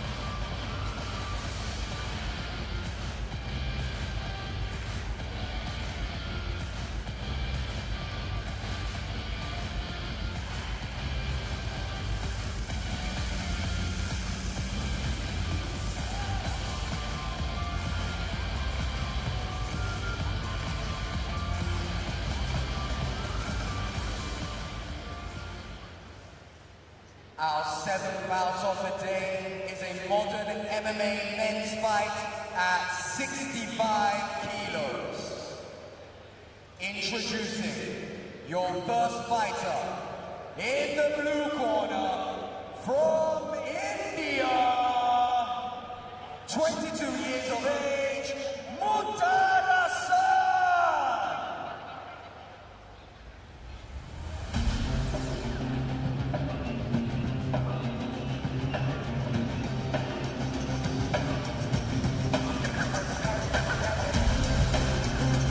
Very interested to see what Muttarasan can deliver here.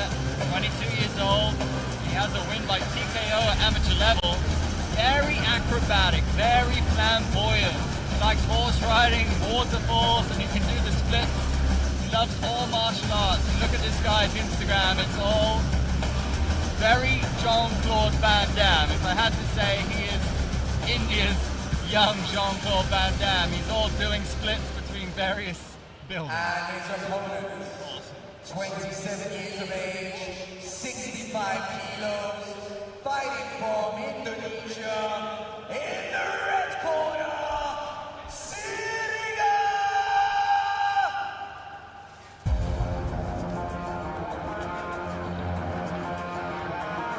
Siriga, huge experience, 27 years old, he's 5-2, all of those victories coming inside one championship. They nicknamed him the Magician. He has a win over Robin Catalan, who will compete here today for the Philippines by an anaconda choke in one championship. He also has a rear naked choke victory over Indonesian compatriot Egi Rostan in the first round. So, lots of pedigree for Siriga, one of Indonesia's best fighters. Looking to get their first win today.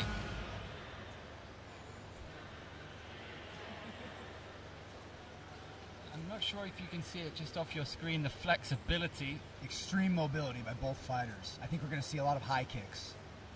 At least a few, I'm sure.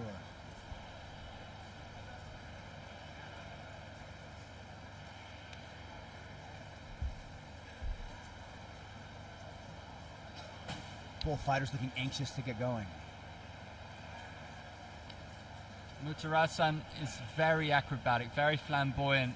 He's a fighter who enjoys entertaining, flourishing.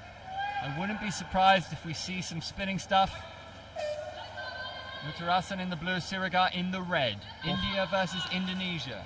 Both fighters coming out in a classic orthodox versus orthodox stance. Both of them showing us a little bit of foot movement, showing us that they want to stay mobile. A high kick to start us off. It was a throwaway high kick, meaning it was probably used to gauge the reaction of his opponent rather than to damage his opponent. Most intelligent, high-level fighters will start fights that way, doing some feints and some throwaway punches to gauge the response of their opponent. Saw some connection there. Neither fighter looking too anxious to get injured. Both of them looking to use their intelligence. Lots of head movement. And there we go, the first spinning attack. It's a bit wayward though.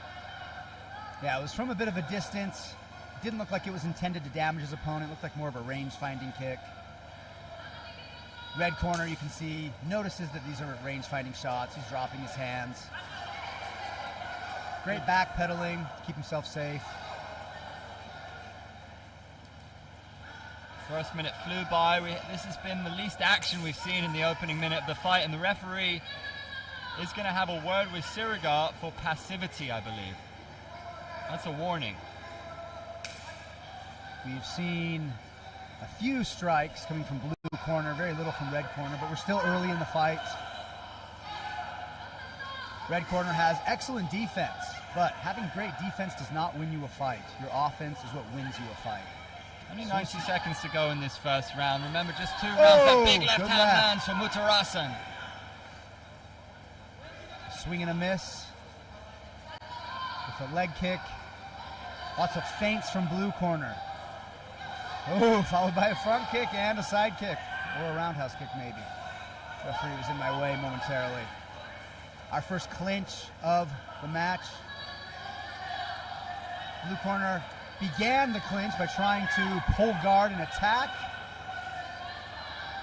Red corner securing a top control position, has that seatbelt grip on his opponent, trying not to let him back to his feet. This sort of seatbelt grip from the knees can be a great position to land some ground and pound, but it can also be a great position for the person on bottom to get back to their feet. You see blue corner already has his right foot on the ground, already beginning to get off of his knees and return to his feet. He's not getting there easily though. Red corner is holding his posture, controlling his posture quite well. See if he tries to secure any sort of a choke. He's getting that right elbow nice and deep on the throat of his opponent. There are several chokes that can be done from this position. Front head and arm chokes. He's abandoning the posture control to control the hips.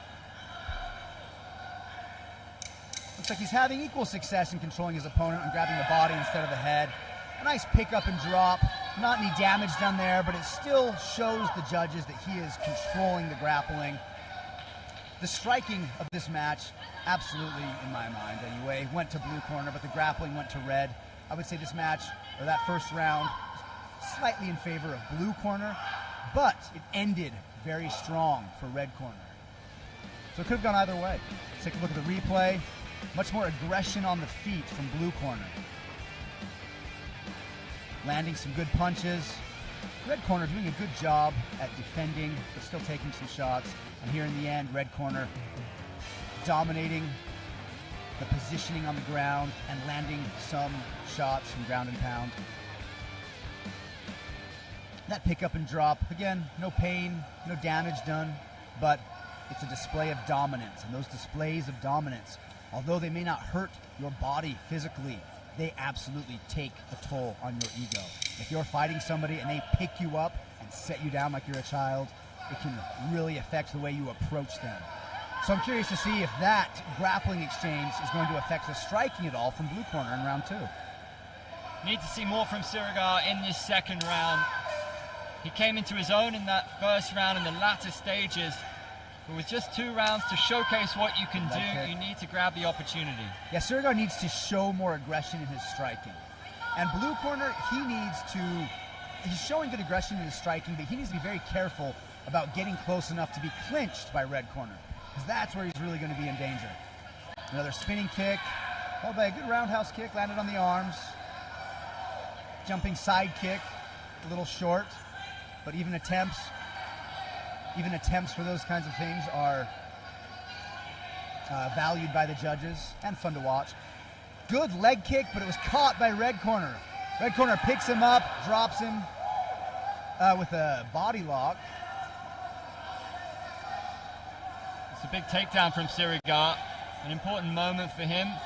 Muttarasan. Oh, blue corner was able to get that inside trip. Oh, but he lost the control. Red corner just has too much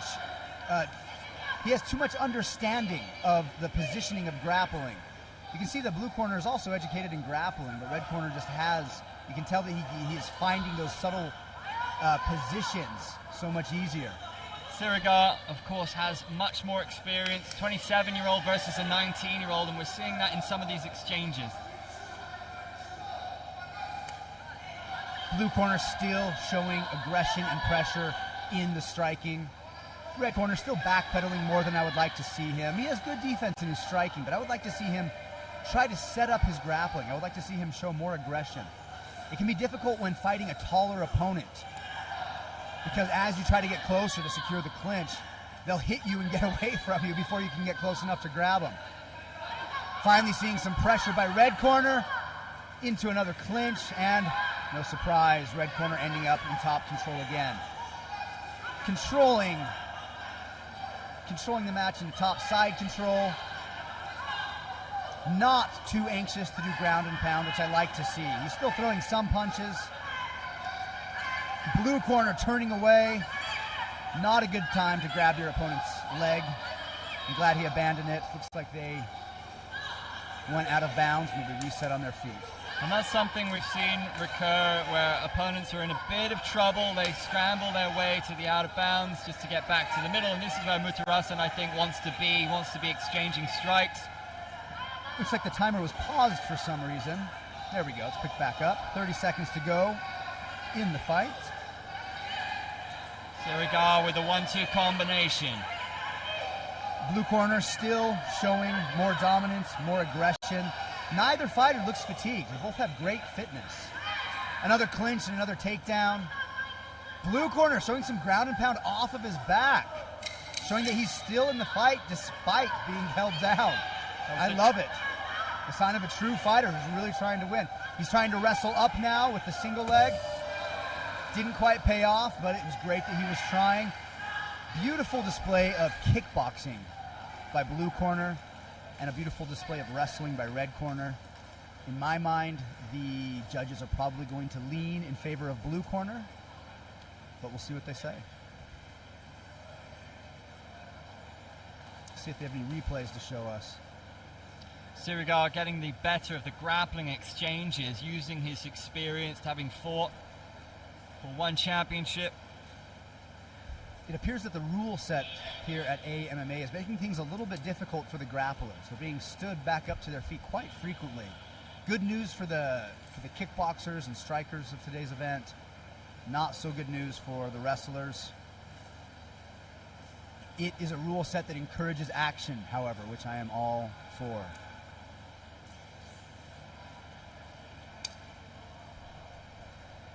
The last few moments of tension before the fighters know if they're going out for a third round or not, or if they have won or lost.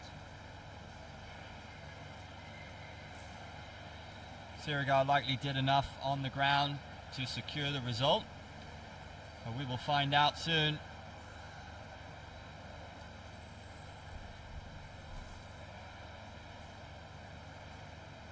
I would once again not be surprised if this went into a third overtime round. But I also won't be surprised if they give the victory to one of the fighters.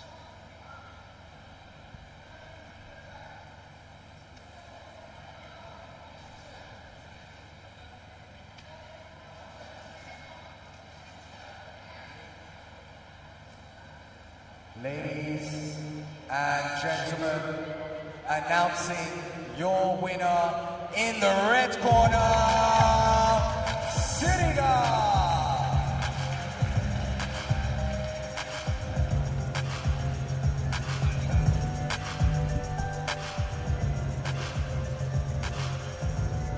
As we suspected, the result goes the way of the Indonesian. A really important win for them today. That was a beautiful takedown. Yeah, some beautiful grappling in the red corner. But in the end, not quite enough to secure the victory. Nice double leg there. That was enough. Oh, my apologies. My apologies. It was enough to earn him the victory. I am really glad that the judges are considering the grappling. I was kind of under the impression with the first few fights that the judges weren't giving enough credit to the grappling, but after that fight, they obviously are. So good on them. Good on them. Coming up next, we'll have the first representative from Cambodia, Kamchit, up against the Philippines, Giovanni Bacchus. That one should be a sizzler. Kamchit, a hugely experienced Kun Khmer practitioner, one of the best strikers in the country, essentially from Kun Khmer royalty, the son of Eputong, the Muhammad Ali of Cambodia. This one should be a banger. The Filipino fighters, of course, coming with that incredible Western boxing background.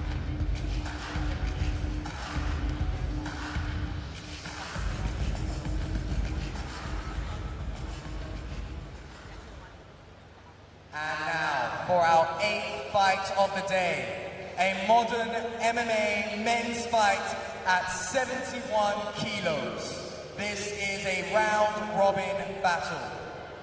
And introducing, at 30 years of age, 71 kilos, from the Philippines, in the blue corner, Giovanni Bacchus.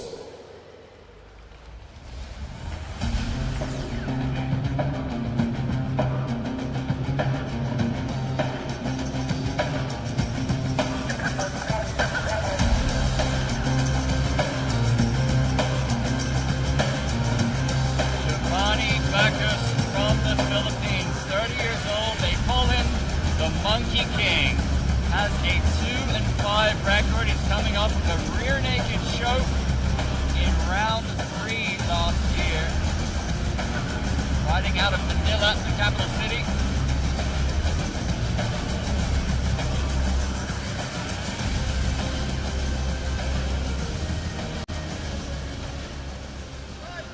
And his opponent, our first fighter from the Kingdom of Cambodia, at 26 years of age, weighing at 67 kilos, Kamchit!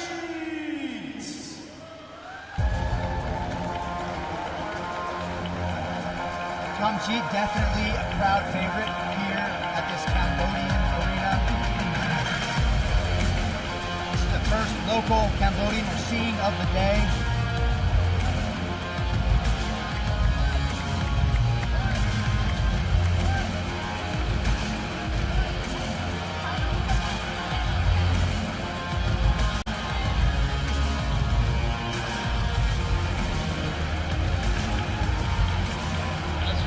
One of the most successful fighters in Kun Khmer, trains alongside Tun Tera, who's arguably the biggest star in Kun Khmer right now. Our referee for this bout will be Ahmed Marous. Please begin the fight.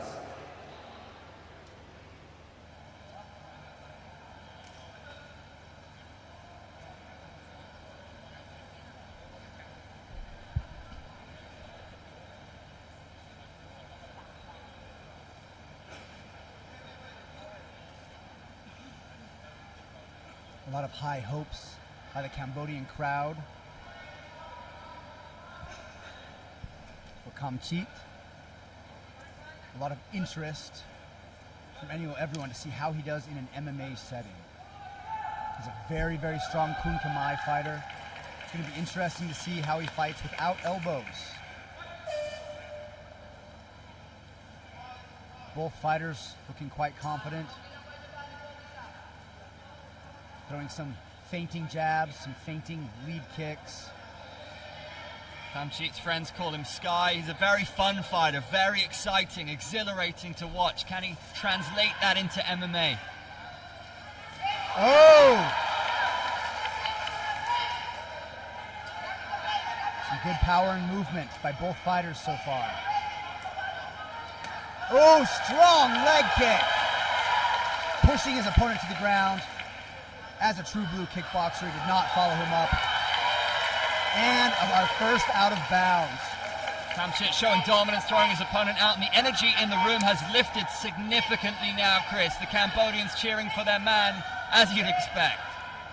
In just the first minute of this fight, Kamchit is already showing some great dominance on the feet. Very high-level striker. He looks so comfortable out there.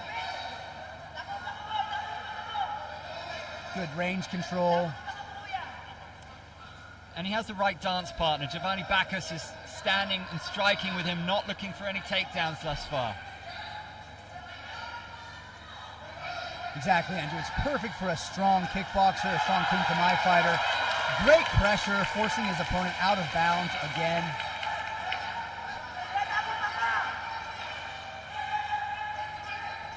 And I think that might be 2 out of bounds calls. If he can push him out of bounds a third time, it might be the victory. It's been dominance from the Cambodians so far. Lovely jab. The right hand. Swings. Good straight punches. Good grappling defense by the Khmer, by the Khmer kickboxer. Very nice. I am curious to see how the Cambodians do with their grappling defense today, and that was some beautiful grappling defense just now. The Putong family always impressed me with their jabs. He's letting his hands go beautifully.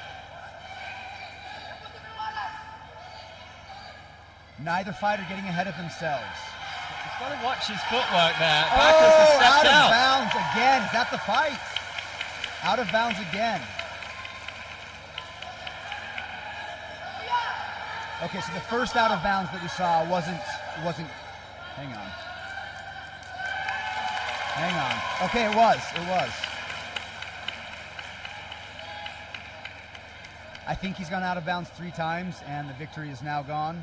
Well, he's getting the hugs from Hun Chanrich. And Fernando.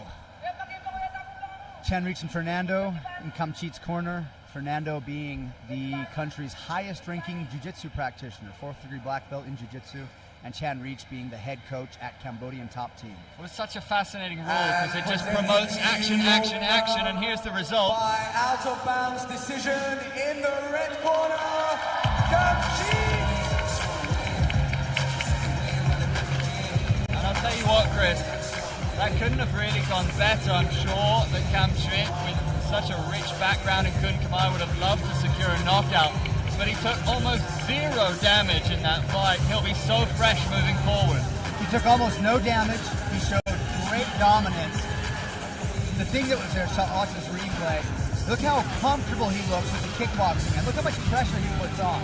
Beautiful left hand there. What won this fight for Kamchit was his pressure.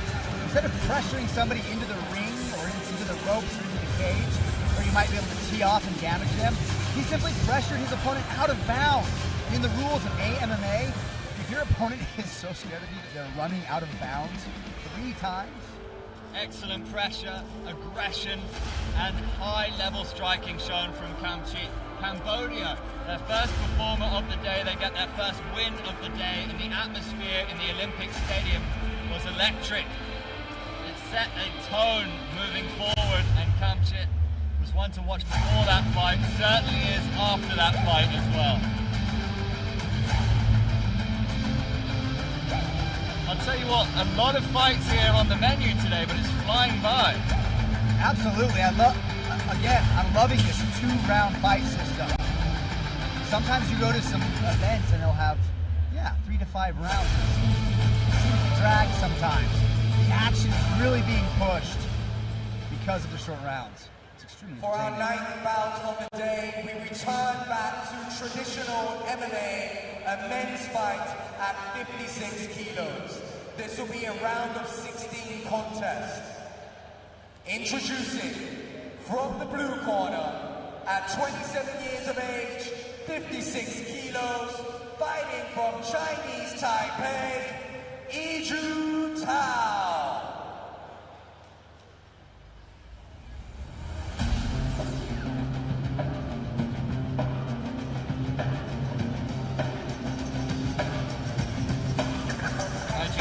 From Chinese Taipei has a 3-3 amateur record. He lost his last fight at Enter the Dragon in January. His last win came at Enter the Dragon 10. This is our second traditional fight of the day. You can see they're wearing the traditional black belts and key tops.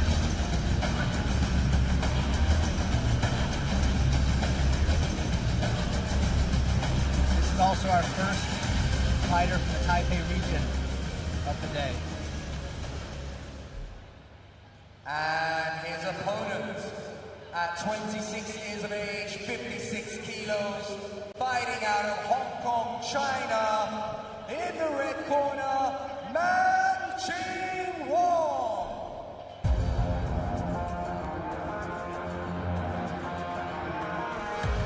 Wong with a 1-1 record in MMA. Looking ready, looking confident as he steps into the arena.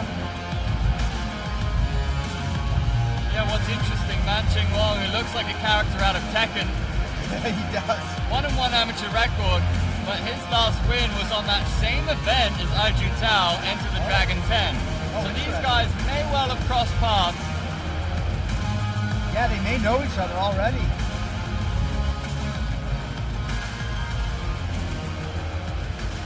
Both fighters looking calm. Referee Hadi Muhammad Ali, please begin the fight. It's fascinating seeing 19 different weight divisions. 56 kilo category, we're going to see agility, tenacity, speed. I love the diversity in divisions. The more weight divisions, the better, in my opinion.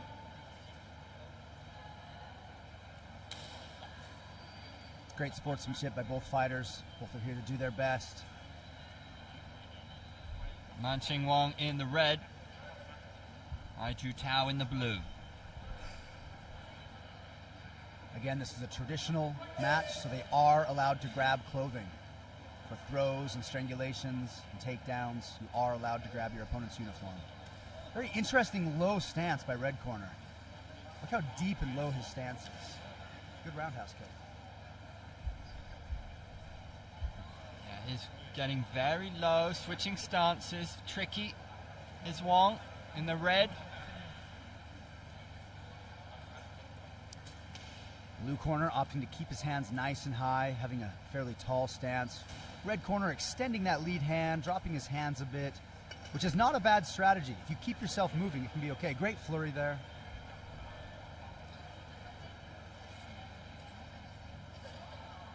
He's from Singapore. Oops. All right, and the fighters in a clinch. See if either of them try to do something with it. As you can see, they're grabbing each other's uniforms. Perfectly legal. He used the grab to help set up a kick. We have not seen that yet. Oh, they're grabbing each other and pulling their opponents into punches. Into their punches. This definitely changes the striking. I was not anticipating this.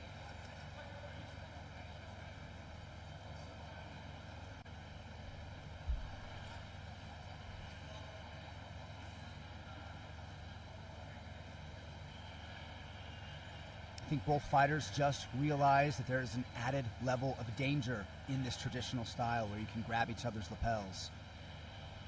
We saw some kicks and punches that may have otherwise not landed had they not been wearing the traditional uniform. That was the 10-second clapper. It adds a bit of a hardcore element, doesn't it, Chris? Yeah.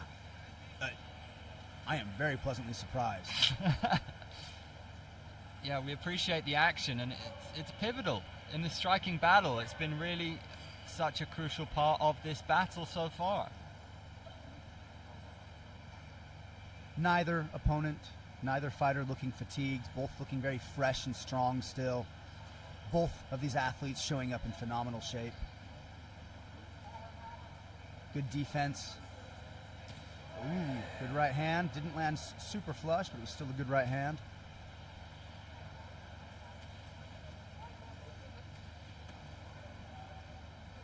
You can see both fighters changing between southpaw and orthodox, especially red corner. Very interesting stance decisions. Grabbing each other's lapels again, using them to set up hooks and uppercuts. Fascinating strategy. Ooh, a clean right hand by blue corner. And they have separated back into the kickboxing. Blue corner opting to drop his left hand a little bit now, which he has not been doing previously. Beautiful head kick. Did not look like it phased red corner much, but it was still a beautiful kick. Excellent first round. Interesting. You wonder, just as Aju Tao sensed the end of the round, if he was trying to get his opponent out of bounds, because we've seen it does pay if you can rack those up right towards the end of the round. Why not? Yeah. A reminder to fans to download the VIP Sports app. It's free to download, very easy. You can make your picks for the fights and stand a chance to win $500 for first prize, 300 for second, and 200 for third. There's the lapel grab with the right hand. Grab the lapel, pull them into your fist. Different kind of boxing we're seeing here. Leg catch, followed by an attempted clinch.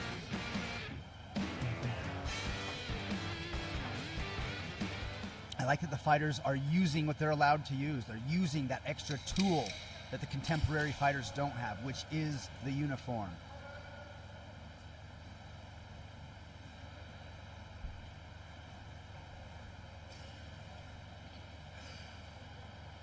Uniforms adjusted, fighters coming out for round 2. Great sportsmanship. Both fighters look like they're having fun.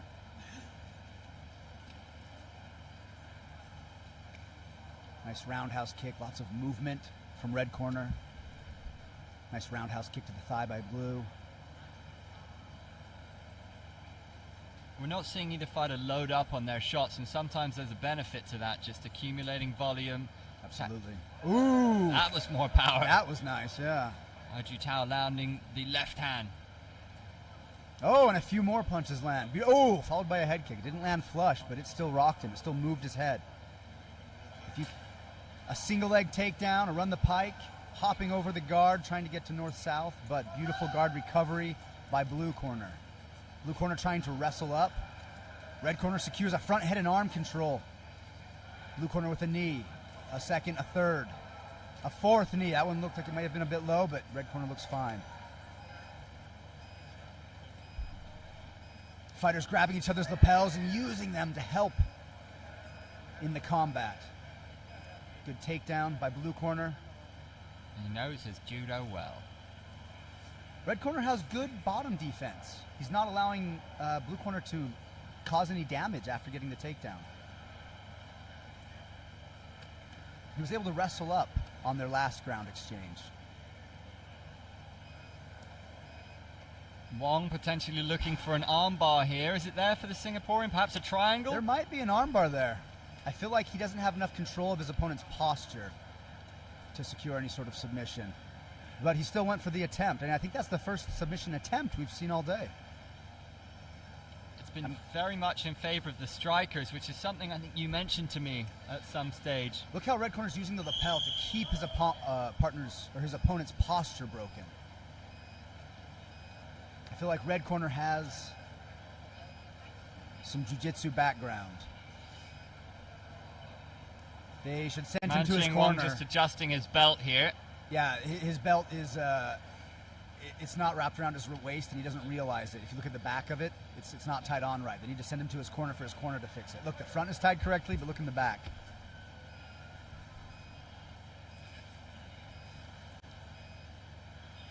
Yeah, they need to adjust his belt, but hopefully it doesn't affect the fight any further. Some probing strikes.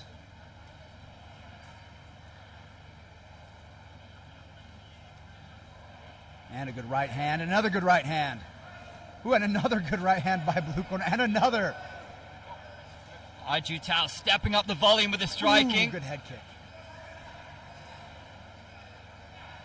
Manching Wong evading with the head movement, but he's going to step out of bounds here.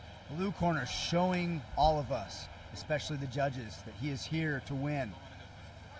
There was some great striking we just saw in those last few seconds by blue corner.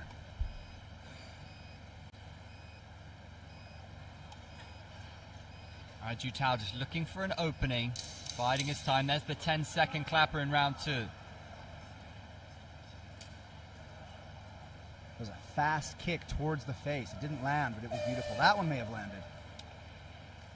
Yeah, you got to respect that, the way the roundhouse comes out of nowhere for the kick. And you imagine that Ju Tao from Chinese Taipei has done enough in the eyes of the judges. That's how it appears to me as well, but we'll see what they have to say.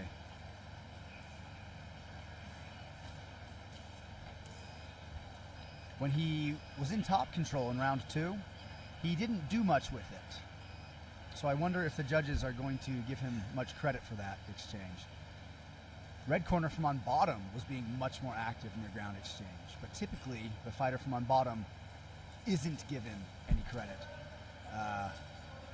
because it's not a dominant position. Man Ching Wong representing the Lion City, Singapore. Presenting our winner in the blue corner from Chinese Taipei, Izhu Tao. Fun fight. Excellent display of kickboxing in the blue corner.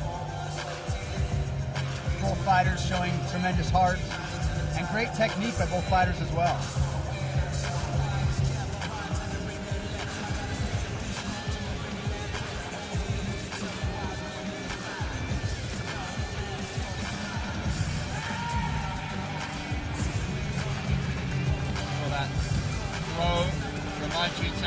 Chinese Taipei, and then that pressure from the top, the low kick, steps backwards to evade the counter. Right hand doesn't really land cleanly for him. There was a point in that fight where he landed like 4 right hands, pretty clean, pretty flush in a row.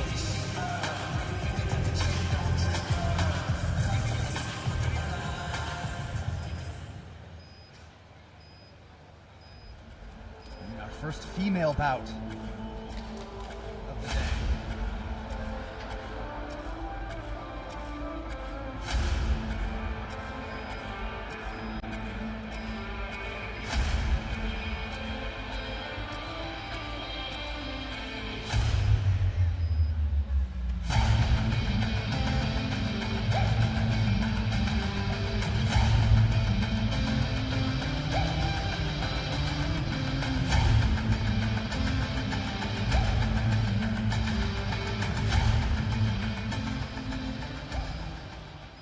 We have reached our 10th fight of the day, and it shall be our first women's modern MMA fight at 60 kilos.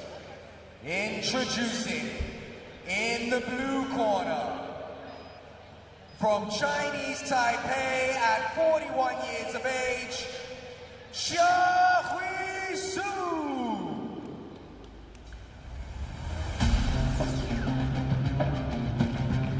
One thing that sticks out is the age. 41 years old and competing on this stage. She's got a good mean mug on her. Yeah, good for her.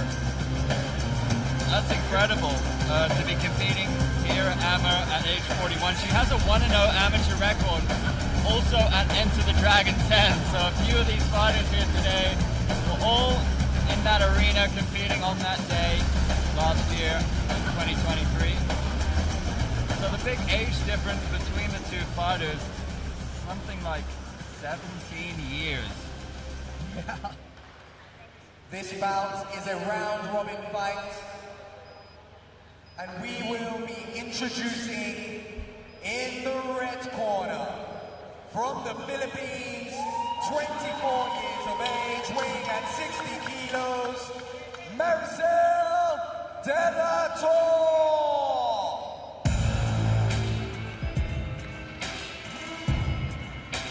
Marcial De La Torre, 24 years old, from the Philippines.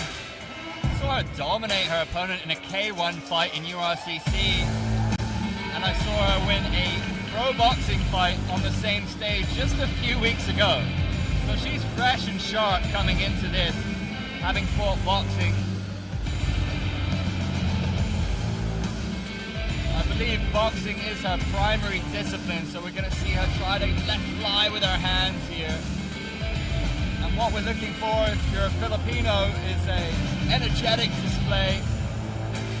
And from the Chinese Taipei perspective, all about that experience, although more combat sports experience from the younger fighter.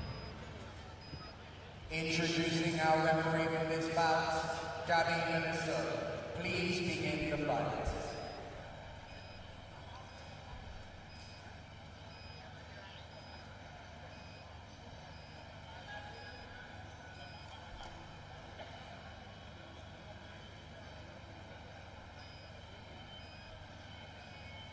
Marcial in the red corner, Sue in the blue.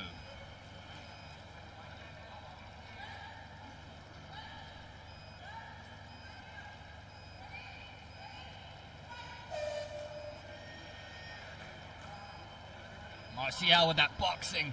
Early doors, goes for the body kick, and Sue looking for the takedown, holding on to the leg. Looking for that early clinch and that early strangulation. She has what we would call That looked kind of pretty a tight, actually. Yeah, she's going for that guillotine choke. I wish she would have turned it into a Marcellotine, but it looks like a pretty strong guillotine choke. She can secure that guard position, the closed guard position, but she lost the neck. Still an excellent attempt. Only the second submission attempt we've seen today.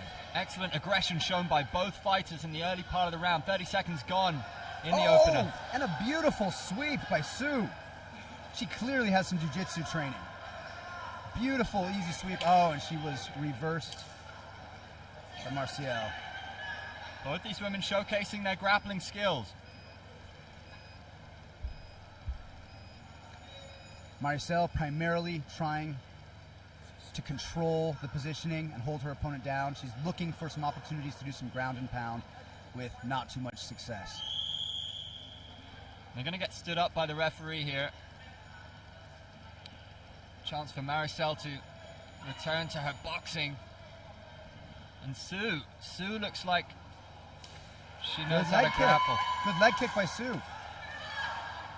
Grab that single leg. Let go of it to take a body lock. Use the body lock to get the takedown. Top half guard. Let's see how Maricel does on her back now.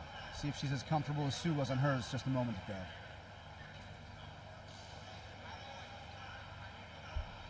And another reversal by Maricel. Once again, getting to top position.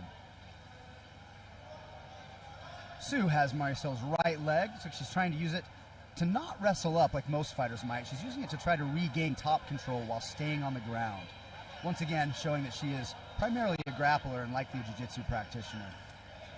And we've seen this time and again. We've got less than a minute to go in the opening round. They're very near the out of bounds. And Maricel is kind of inching towards that. If you concede an out of bounds, but you get back to the middle and you can showcase your striking, that might be the move. She's on top. I wouldn't give up the top position, but if she wants to, if she finds herself on bottom again, I think that's absolutely what she should do. Just stick a foot out of bounds and let them bring you back to the center. Ooh, we have a triangle set up. If she can control Maricel's posture, she might be able to secure it. And unfortunately, even if you are in the middle of a submission, if you fall out of bounds, they will reset you. And you wonder how that looks to the judges. Yeah, it's just going to depend on the backgrounds of the judges. Good leg kick, good left hand by Maricel. Another clinch attempt by blue corner. Some good, strong punches being thrown by Maricel. And that's exactly where the Filipina wants to be at the end of the round, throwing hands in the middle. Blue corner did a great job at forcing herself to fall inbounds so as to not get penalized. So they were reset. Good first round. Maricel has had her moments in terms of the grappling, but it's the battle we kind of expected. Sue, the veteran, looking to showcase her jiu-jitsu, and she's hunting those submissions. But the boxing of the Filipina has been a factor as well. Good guard retention and guard pull here, which is attempting that guillotine in the beginning of the round. It looks deep.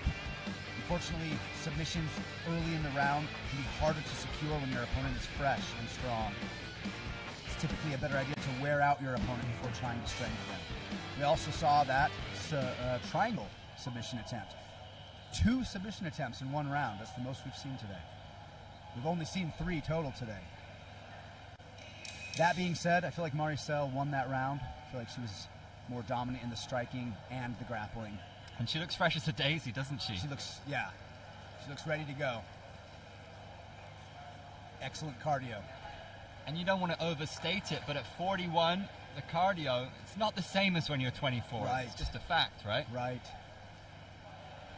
It's not as spry as the young bucks.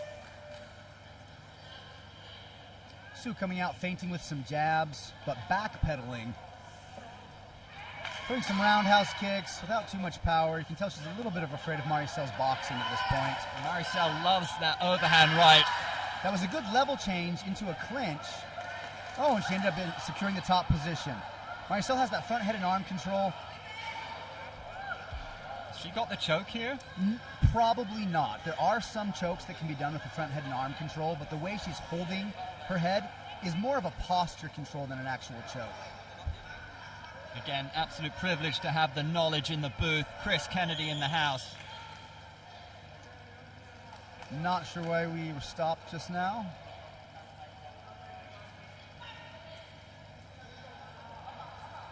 I'm sure that's disappointing to Sue, who had just secured a mount position.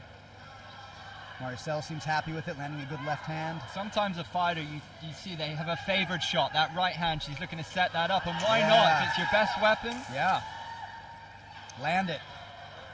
Good level change into a clinch again. Sue has a very good level change. Good entry. She's trying to control both legs now instead of just the body lock. You see how she's getting her knees past her opponent's knees so that she can control the hips, inside control. Now she's able to showcase some of her jiu-jitsu. Knee on belly position, very dominant position, into a full mount. Expertly done. But she can't hold the mount. Oh, into a triangle. She needs to let go of the arm and grab her opponent's head. Oh, she switched into an arm bar. Hips forward, posture forward. She could secure it. I think she's had the most submission attempts out of anybody here today. Yeah, that's 4 submission attempts in a fight. And again, how will the judges weight this? Because the striking has clearly gone the way of the Filipina, but there has been some really interesting submission attempts for Sue. How close was that arm bar? I can't tell. The referee might have stopped it. Okay, never mind. Sometimes referees will stop a fight. Oh, good right hand. Trying to level change too early. Sue needs to set up those level changes like she was doing before. Maricel cracks her with the right hand. Beautiful boxing flurry. A minute left in the final round. There's the left. Lead left hook is a beauty. So much more active on her feet, red corner. Attempted body shot into an attempted clinch. And that looked like a tired attempt to me, Chris. Yeah, it's the last minute of the fight. They're both going to be tired.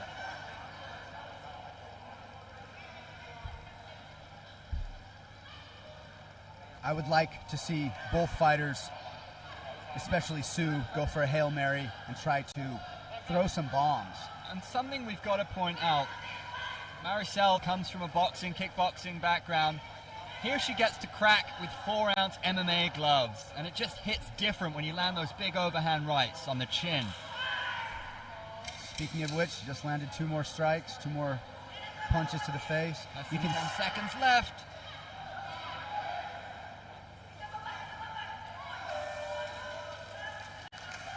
Really lively, really entertaining fight again, and the smile on the face might tell a story there, and a puff of the cheeks for Sue. Excellent display of boxing by Maricel there. Despite the submission attempts, you feel it will go the way of Maricel, the Filipino. The problem with submission attempts is that they only threaten damage. They don't actually cause damage. The aggressive striking for the Filipina may well have got the job done in the eyes of the judges. My guess is that it does. My guess is they are going to be leaning in favor of red corner. But let's see what they have to say.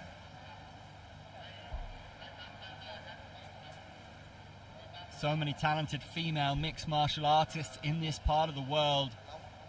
The sport of MMA is still comparatively young compared to football or cricket. Women's MMA, even younger. We're seeing a rapid rise in really strong MMA fighters. Presenting to you our winner, fighting out of the red corner, Maricel de la Torre.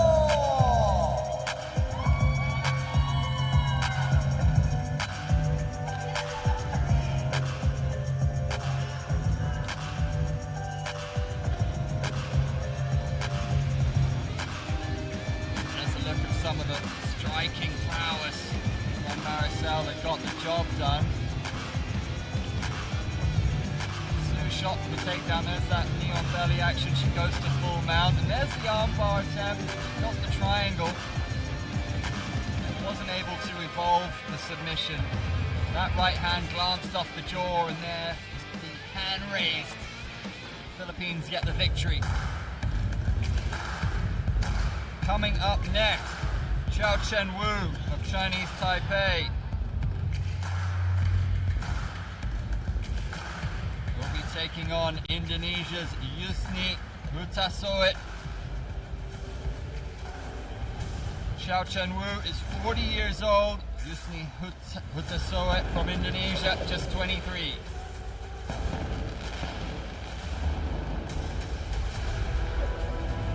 Reminder to download the VIP Sports app for free to make your picks for today, and there are cash prizes available for the winners.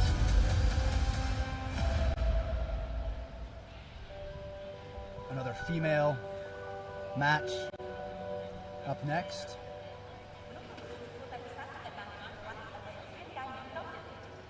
Our second women's fight of the day.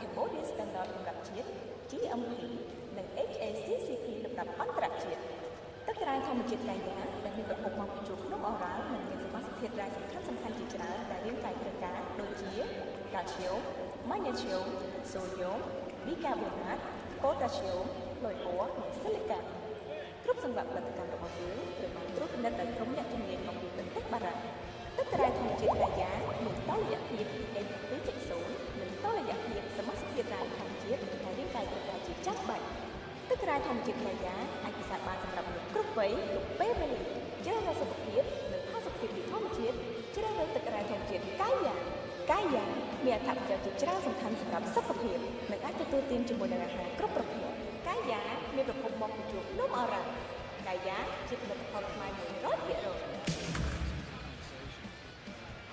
ញ៉ាំទឹកក្រៅធម្មជាតិកាយាវិញហី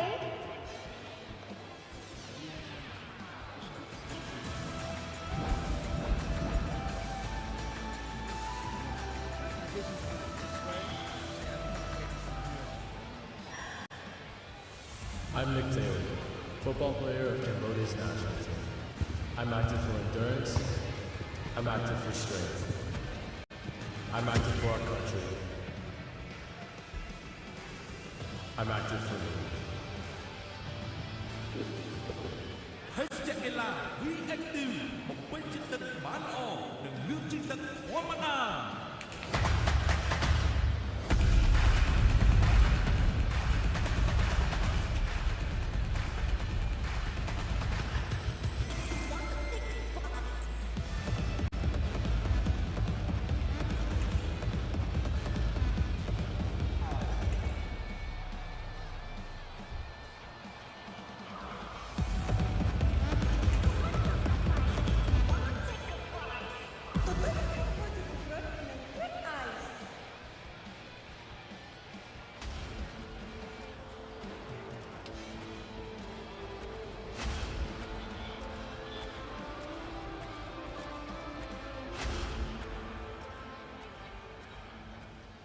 We continue our mixed martial arts of the modern kind in the women's category, a round-robin fight at 54 kilos, introducing from Indonesia at 23 years old, Yusni Hutasoit.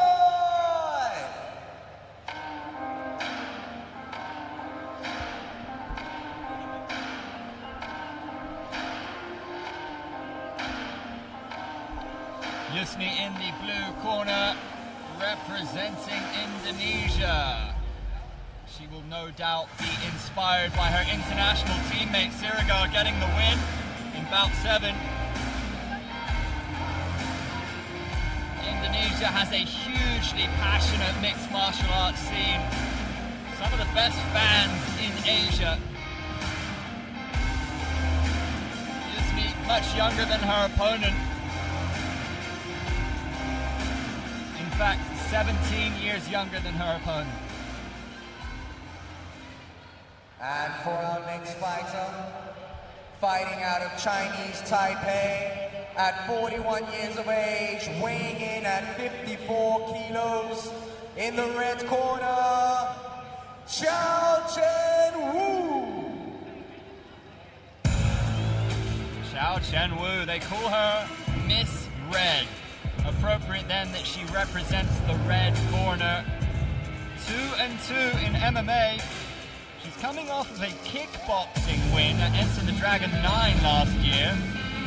She lost her last fight in one championship to India's Ritu Phogat, who I put down as one of the best grapplers in that division in Asia. Ritu Phogat has a very rich history in wrestling, so no shame in losing to Ritu. She has a 3-0 amateur record at Way of the Dragon, 1 kickboxing, 2 MMA. So look out for the kickboxing. Introducing our referee, Fiona Koo, please begin the fight. I love to see fighters in their 40s still competing. Yeah, that's inspiring. Absolutely inspirational. Miss Red in the red. And Yusni in the blue.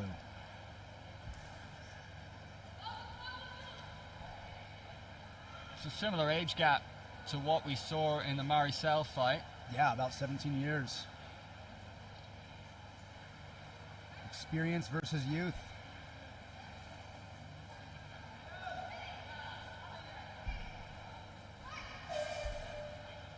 I'm just going to call Xiao Chen Wu Miss Red because I think it's a cool name. I think it's a great name. Yusni with the feints. Good right hand. Feinted kick.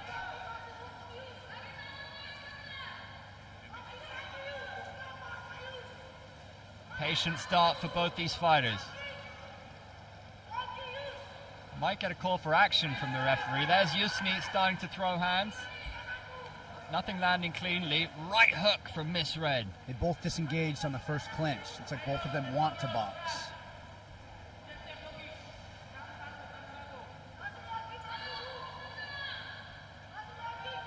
Blue corner with more of a square stance. Yeah, the first down of the fight, but she's right back to her feet. 2 minutes left to go in the opening round. A little more action needed. More of a bladed stance for red corner. A bit wider. A little bit more foot movement from red corner as well. Good leg kick, a swing and a miss with the left hand.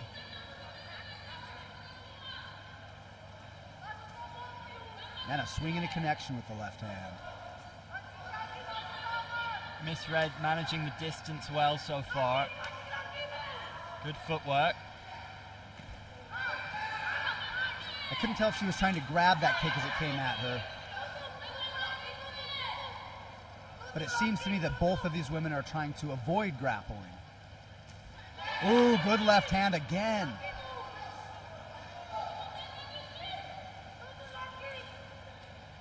Inside leg kick, a Yusni. And we heard Yusni's team calling for that lead low kick, and she obliged. That's great. If you can listen to your coaches mid-fight, that's a skill that is hard to acquire. Less than a minute to go in the first round. Both fighters in an orthodox stance. An attempted front kick by blue corner. Another left hand by blue corner. She's having some success with those left hooks. Those lead lefts are scoring. Miss Red needs a little more output. Ooh, another left hook. And An immediate abandoning of the clinch. Miss Red did get that right hand on the break.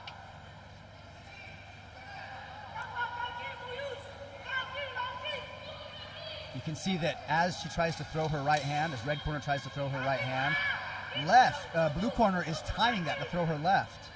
Yusni, her corner is screaming for more low kicks. Oh, she's dropped her. The left hand has been abused. She's throwing that left every time red corner throws a right. And how well timed was that left hand right at the end of the round, which will take the round. It will secure the round. Almost guarantee, yeah. Knocked her down. That was beautiful.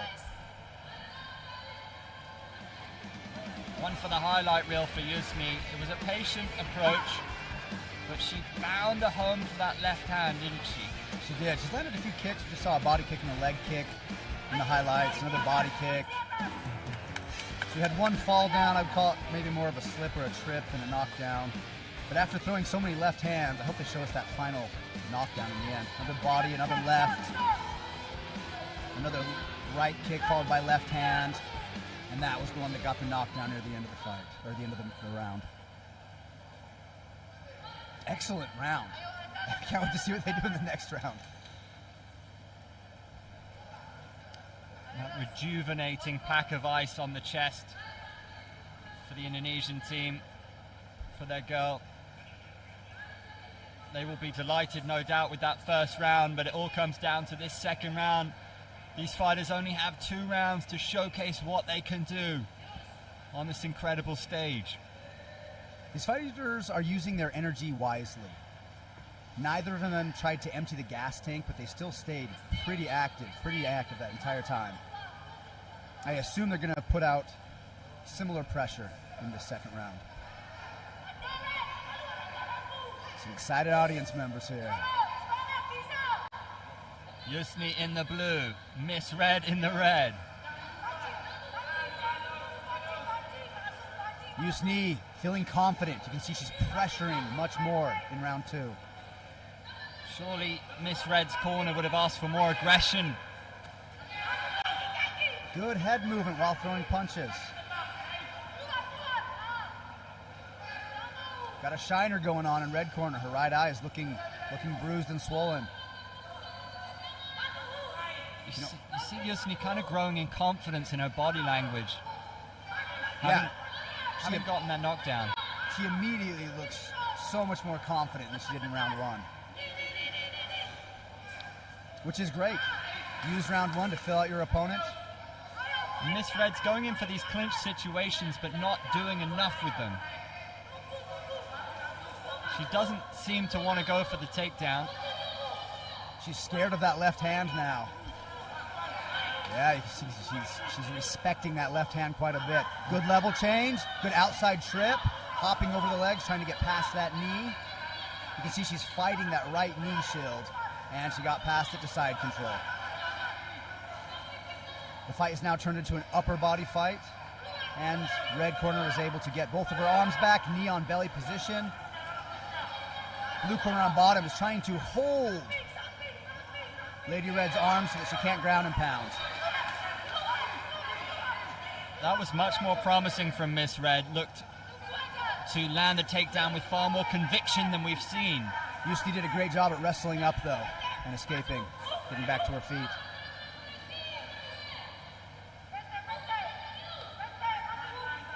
If you're on Miss Red's team, you want her to throw caution to the wind at this stage. A minute to go in the fight. Probably down on the scorecards. Needs to up the aggression now.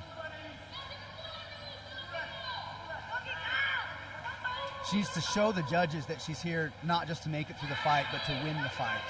She's putting good forward pressure on, but she's not adding any offense to her pressure. An attempted leg grab, nice leg kick. Yusni happy to let her have that leg kick. You sense she just wants to set up that big left hand and potentially score another knockdown. Ooh, There's good. the right. Yeah, that was the first solid right.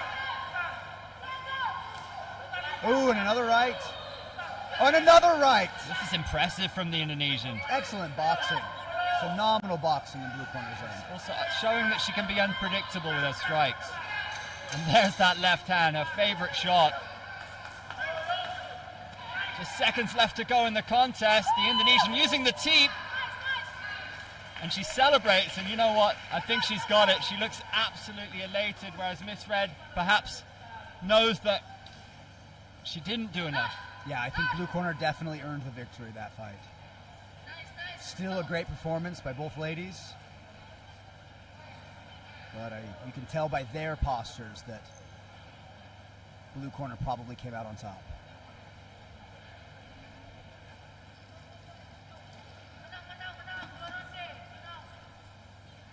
Really found joy with her hands in that second round. Saw her land with the left and then cracked her with the right.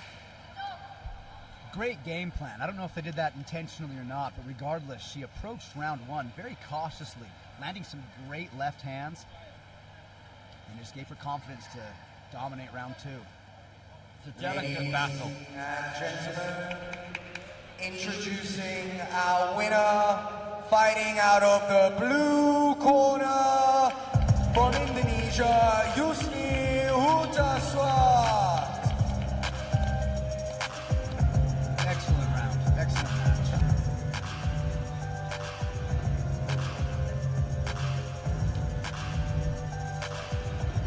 I've certainly enjoyed the day so far. Really entertaining fights, an excellent showcase of martial arts coming from around the region.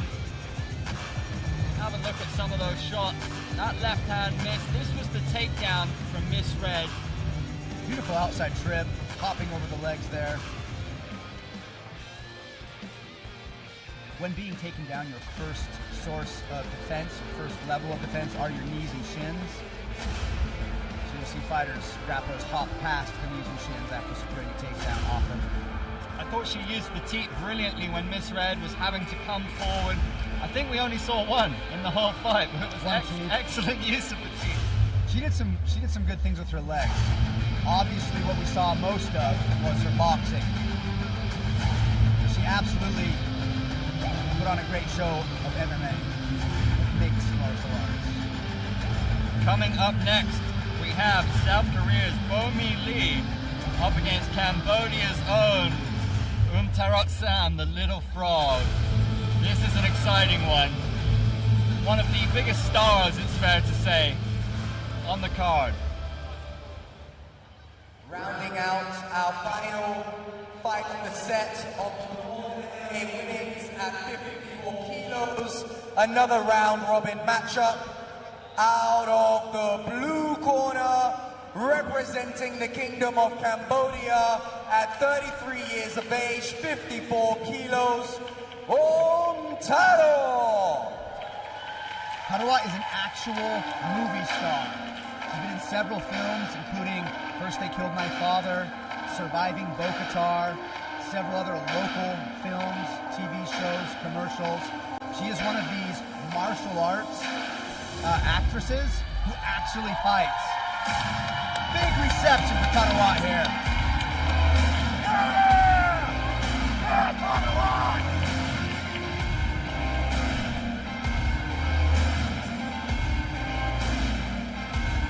Little Frog is a huge star here in Cambodia. She has a 4-2 record. All 4 of her wins have come by submission.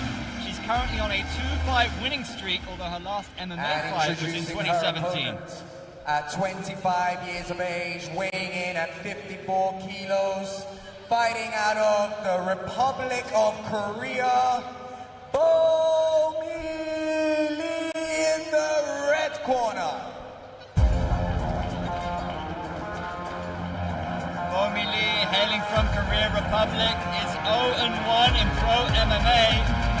That fight took place on Road FC, which is perhaps the biggest promotion in Korea Republic. She lost that fight by a round 1 rear naked choke. Now, we always try and look for patterns, and you would say Little Frog, half of her pro MMA wins have come via rear naked choke. So we haven't seen any thus far today. That might be a way to victory for Little Frog. This could be the first submission victory of the day.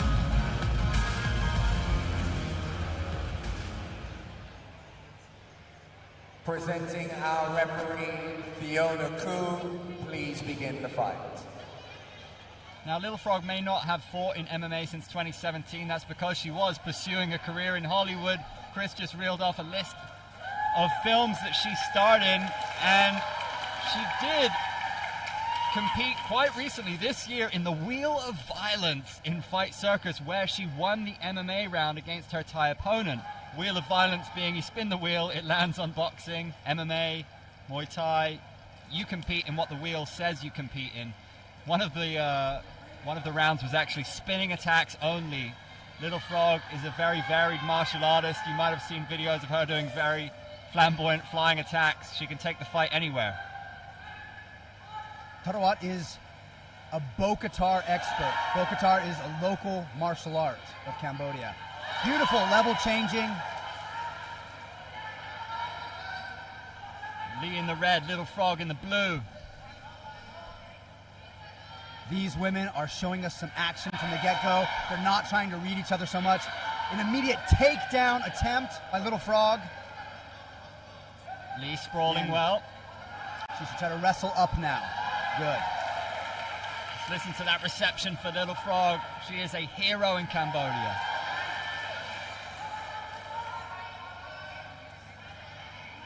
Nice front kick. Good roundhouse to the body. A right hook from Little Frog. Roundhouse kick again. Couple of knees to the body from Lee. Less than 2 minutes to go in the opening round. Tarawat level changing. Nice right hand to the face. She's starting to tag her. This is promising for Little Frog. Good left roundhouse. That red corner.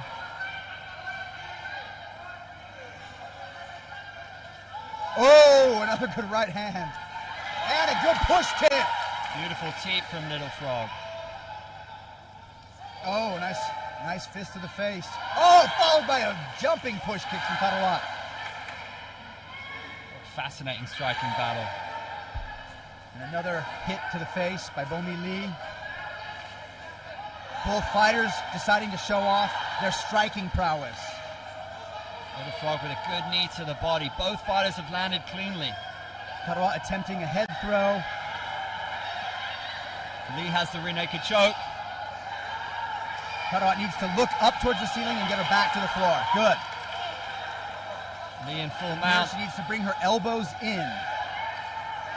Lee landing the ground and pound. This is not good for Little Frog. You can see Little Frog's elbows are too far away from her sides. She needs to bring them into her body. She secured full guard. That's going to help her with her defense.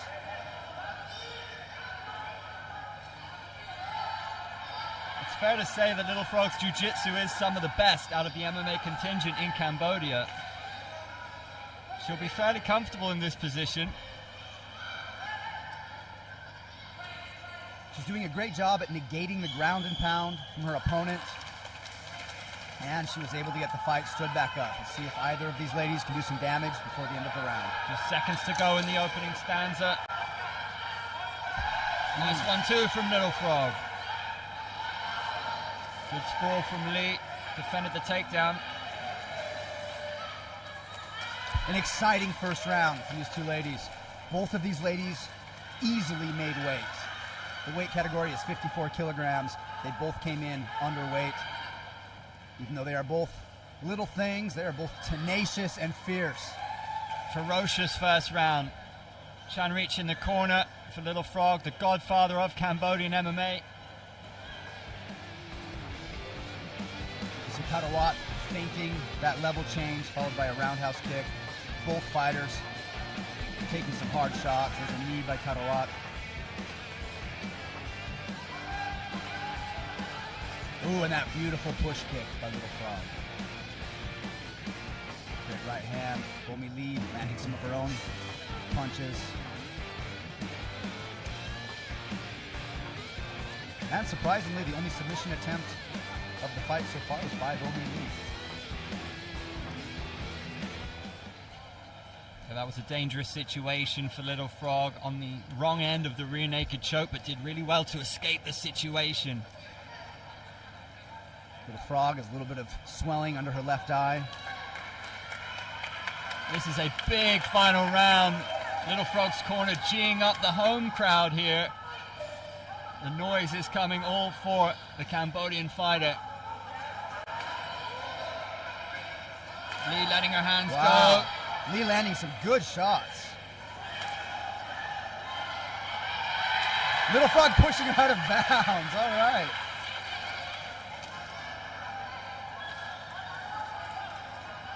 Early in round 2. Strong start for both fighters. Good push kick by Tarawat. The teep's been an excellent weapon for the Cambodian, but she's eating the hands. An attempted Superman punch into a clinch. Some knees by Bomi Lee.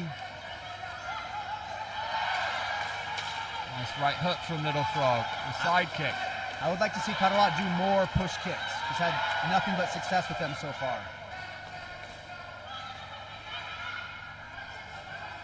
Bomi Lee attempting her own front kick. Good head movement.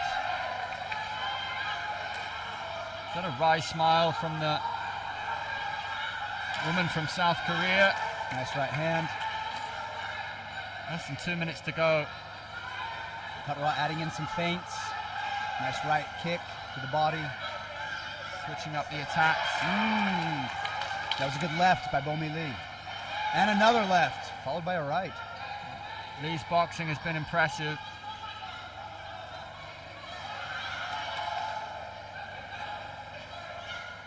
A feint by Tarawat and another push kick. Women clash and clinch. Tarawat once again attempting a takedown and sadly for her, failing. But good for Bomi Lee, who secures the mount position. Lee landing ground and pound. Not looking good for Little Frog. Can she escape here? Bomi Lee getting her hips high onto Tarawat's shoulders and neck. That's going to control her posture and make life difficult. Tarawat needs to bump and buck her hips and bring her hands up by her face. Too many unanswered shots will get you a referee stoppage. This is looking dire now for Little Frog. Lee goes for the armbar. Her arm is still bent. She looks safe. Tarawat giving a thumbs up, telling the referee that she's fine, not in any pain. Once again, giving a thumbs up. And she needs to really be cautious with that arm. Now that arm's starting to straighten out. It's starting to look very dangerous. She needs to point her thumb towards her opponent. She needs to rotate it upwards. And her opponent needs to secure her thumb and push it the opposite way. Need thumb pointing up, elbow pointing down. Tarawat needs her thumb pointing towards her opponent. Less than 10 seconds to go in the final round. She needs to grab her head, control the posture. Lee desperately trying to secure the submission, doesn't get it. Beautiful armbar attempt, however. And we haven't seen it. We haven't seen it today, so you've got to give credit to the fighter from the Korea Republic for going for 2 strong submission attempts. Little Frog showing tremendous heart. Beautiful work with the teep. I am very impressed with Bomi Lee's jiu-jitsu. Very strong jiu-jitsu from red corner. And she did land more punches. You have to say she showcased pretty well-rounded skill set. Absolutely. Her boxing was great. Her jiu-jitsu looked good. Her grappling defense was great. She stopped a few of the takedowns. And this place is sizzling. When Little Frog walks in the room, the crowd stand up. The hairs on people's arms stand up. This woman is a star.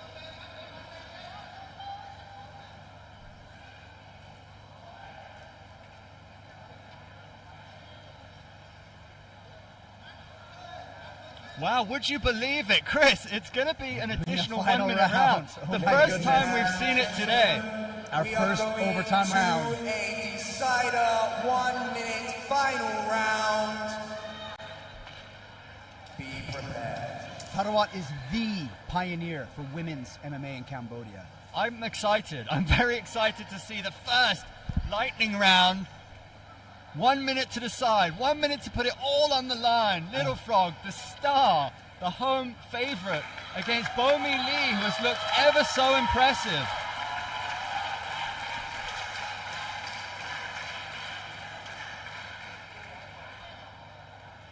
Both hands are up. There's a draw.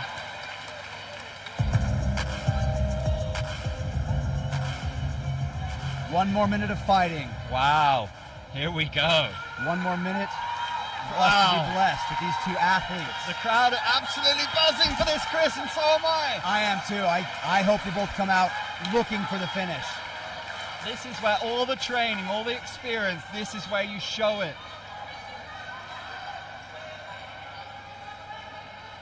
Big breath. Bomi Lee desperately tried to finish the fight. Little Frog stuck around. Little Frog always showing ferocity and tenacity in every fight she's been in. Never quitting. Do not take your eyes off this. 60 seconds to get the job done, to progress. The atmosphere in the Olympic Stadium is fantastic for this. The first deciding 1 minute to decide a draw. Would you believe? The drama is palpable. Both women anxious to get going. Both are already inside the inner circle. Bomi Lee in the red, Little Frog in the blue. Bomi Lee attacking. Both women letting their hands fly here. Little Frog angling and attacking back. Bomi Lee throwing hands because like she wants to win. Karawat securing a clinch, throwing a knee. Every shot is important. Bomi Lee gets the fight to the canvas. Dropping punches. Hammer fists. Karawat looks like she's on defense mode. Moving to her back to try to defend with her knees and elbows. Elbow frames and knee shields. The clock ticks away. There's that knee shield. Hammer fists continue to rain down for Bomi Lee. Bomi Lee seems to be overwhelming for Karawat in this last overtime round. Karawat has secured the full guard position.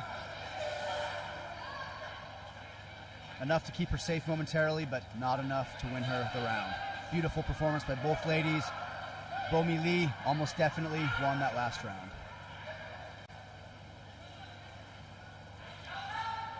I love the drama, Chris. Amazing stuff. 1 minute to decide it. And you have to say it looks like it's gone the way of Bomi Lee. You'd be very surprised if it didn't. She showcased again some prowess on the ground and landed some good strikes on the feet as well with the punches. Both women showing tremendous heart, fighting hard. Bomi Lee just came out on top in that last round.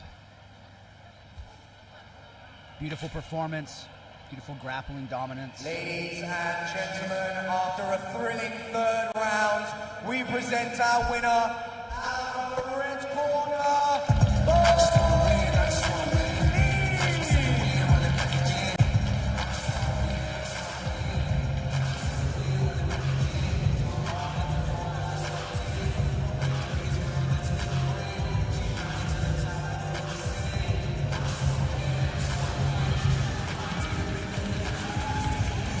Look back at the action.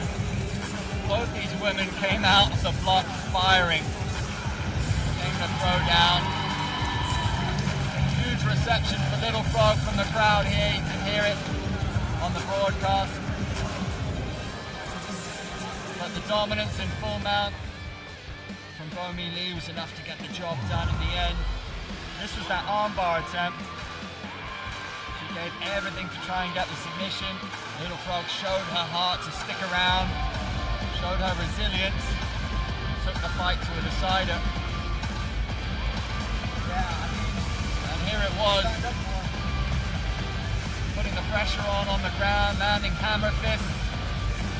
And both women were left with marks on their faces. Both of them put it in.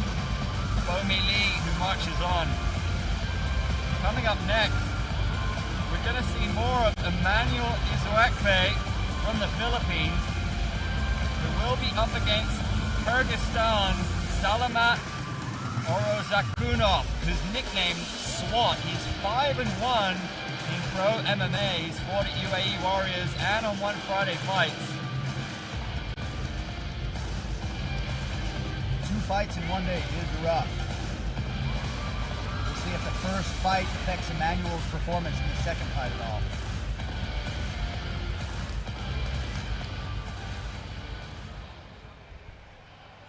And we return to the modern MMA men's at 77 kilos. We have a round-robin fight. Introducing, out of the blue corner, from Kyrgyzstan at 34 years old, Salamat Orozakunov.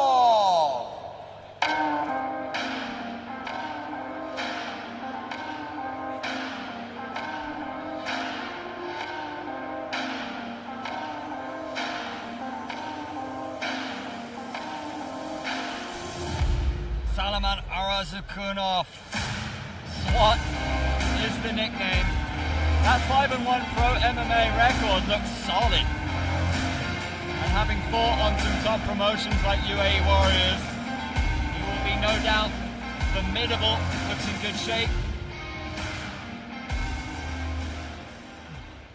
And introducing his opponent, he has graced this stage once already, weighing in at 77 kilos, from the Philippines at 25 years of age, Emmanuel Isepke. Emmanuel took some hard shots to the face in his first round. I am legitimately a little bit worried about it. Taking some hard shots to the face, and then just a couple hours later coming out to fight again, that is not healthy for the brain. But the man's a warrior, and he's willing to do it. Yeah, absolute warrior. I'm apprehensive about his chances in this fight. He was outclassed in that first fight, you have to say, against Aiden Soletbayev, won by knockout. This is a big test for the Filipino. He looks composed. He looks composed, however. Introducing our referee, Alvin Seeds. Please begin the fight. This is some real Kumite stuff. Tournament format.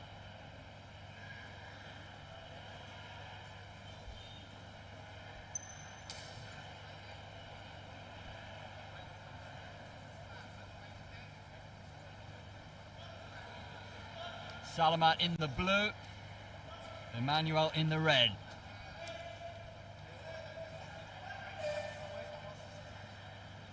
Kyrgyzstan versus Philippines.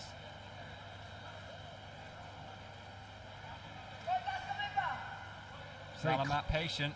A very calm demeanor from blue corner. Beautiful head movement. Look how snappy his head movements are. Using the teep to gauge the distance. Even though there's not a lot of time for range fighting and probing your opponent, good fighters are, the fighters here are several of them are very effective at doing it within the first minute of the round so that they can pressure the rest of the fight. It takes Salamat lands the body kick. Fakes the Superman punch. Fakes the Superman. I wonder if that was a hesitation or a feint. He's a big fan of those kind of range-finding low kicks to the lead leg as Emmanuel. We saw him perhaps be overly patient in that first fight. You don't have much time to really show your aggression. That lead left hook lands for Salamat there.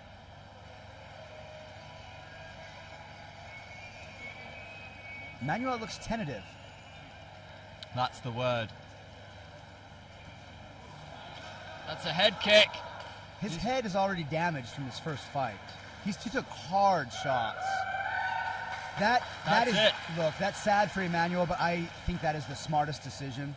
As we've discussed, one of the top priorities of MMA is safety. Absolutely. But you have to credit Salamat Orozakunov as well, who gets the finish here via head kick, and that's what the history books will show. He He came out here, he was measured, he was precise, and he got the stoppage. Ladies and gentlemen, announcing your winner by decision. In the blue corner, Salamat Razikuno.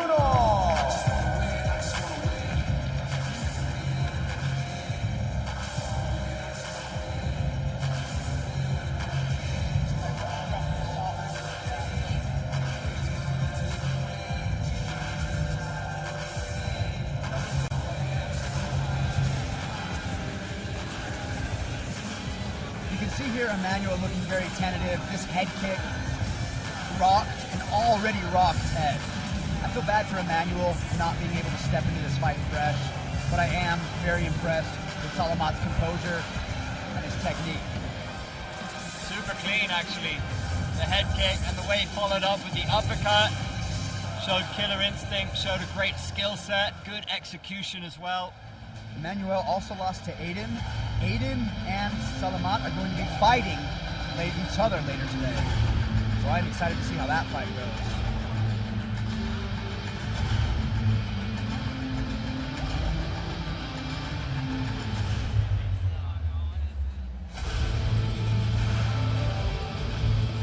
Yeah, that looks like it might be a fight between two absolute monsters. Yeah. Two who could potentially go far. Yeah, two absolutely scary fighters who both look so confident and composed and in control of their fights.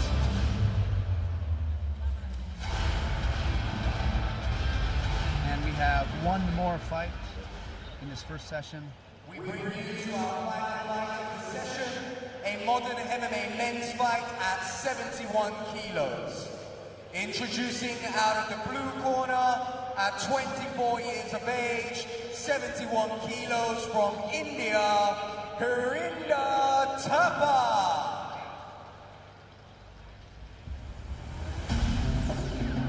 A reminder that fans can download the VIP Sports app for free and make your picks for today. It's super easy to make your picks. The winner will win $500 US. 300 goes to the second place, and third place will win 200 USD. What an opportunity for fans to get involved with the action here today. India's Harinder Thapa, 24 years old, up against Tajikistan's Behruz.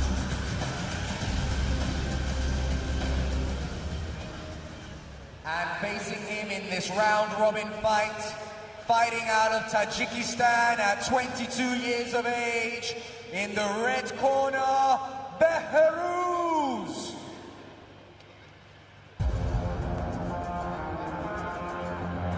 Behruz looking ripped in the red corner. He has a 9-3 amateur record. He's fought extensively at AIMAG, but he did lose his last fight by unanimous decision. He has 2 finishes on his amateur record, both coming by knockout. Thapa lost an amateur fight in May. He's a big fan of bodybuilding and motorbikes. 22 years old is Behruz.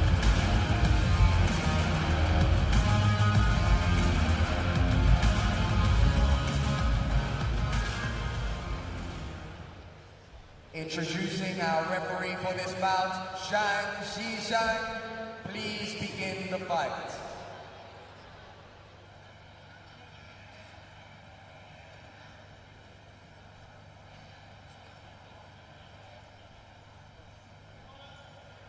Both of these fighters look ready to go. Both of them look in phenomenal shape. Good sportsmanship by both athletes.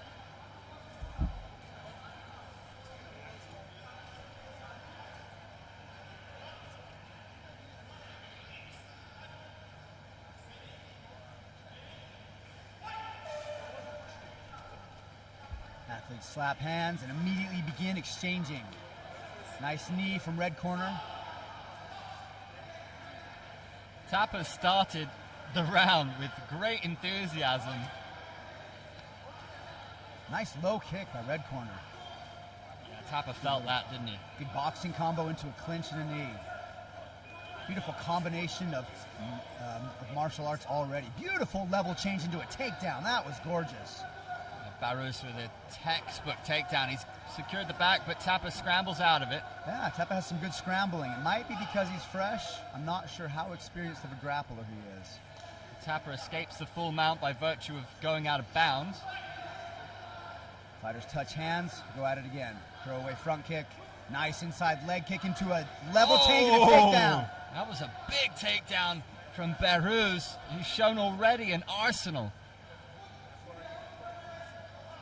Knee on belly into a 3/4 mount and some ground and pound. He's already halfway to the black, already halfway to, he's fully on blue corner's back now. Savagery from Barros. He could finish the fight here, Chris. I think the ref should stop it. All these punches have been unanswered. Yeah, so many unanswered punches in a row, the ref should stop the match. That was a smart decision. One of the most dominant displays we've seen in this session, and what a way to finish it. Another one to watch. That was probably the most dominant fight we've seen so far today. That was beautiful. Excellent. I believe that will take his amateur record to 10-3. Good for him. That was beautiful. The third knockout on his amateur record. There's been a few standouts today, Chris. Really impressive, but the all-round mixed martial artistry, very, very Your intriguing. winner from the red corner by referee stoppage, Barros.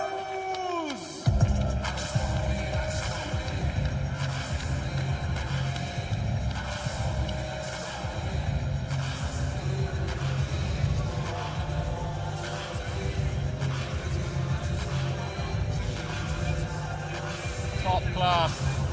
The man from Tajikistan, top class sportsmanship. Great to see. Love and respect shown between both corners here.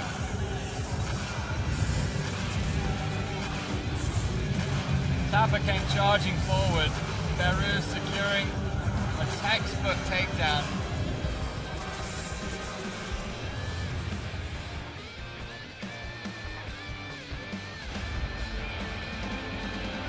And it was a savage finish, wasn't it? The way he took the back and just started dropping bombs. He could smell the finish, he could smell blood in the water, and like a shark, he went for the kill. Yeah, textbook MMA. Textbook MMA. Distract him with your shots, secure a takedown, secure a dominant position, finish the fight. Perfect martial artistry. What an opening session it has been here in Phnom Penh, Cambodia at the Olympic Stadium. This is the second edition of AIMAG. So exciting. So many fights on the menu here today, and it has flown by. We started off with a feast. This is Tolokbayev. Aiden showing us some spinning kicks, showing us some good grappling. And he had some beautiful hard shots that overwhelmed Emmanuel in this first fight.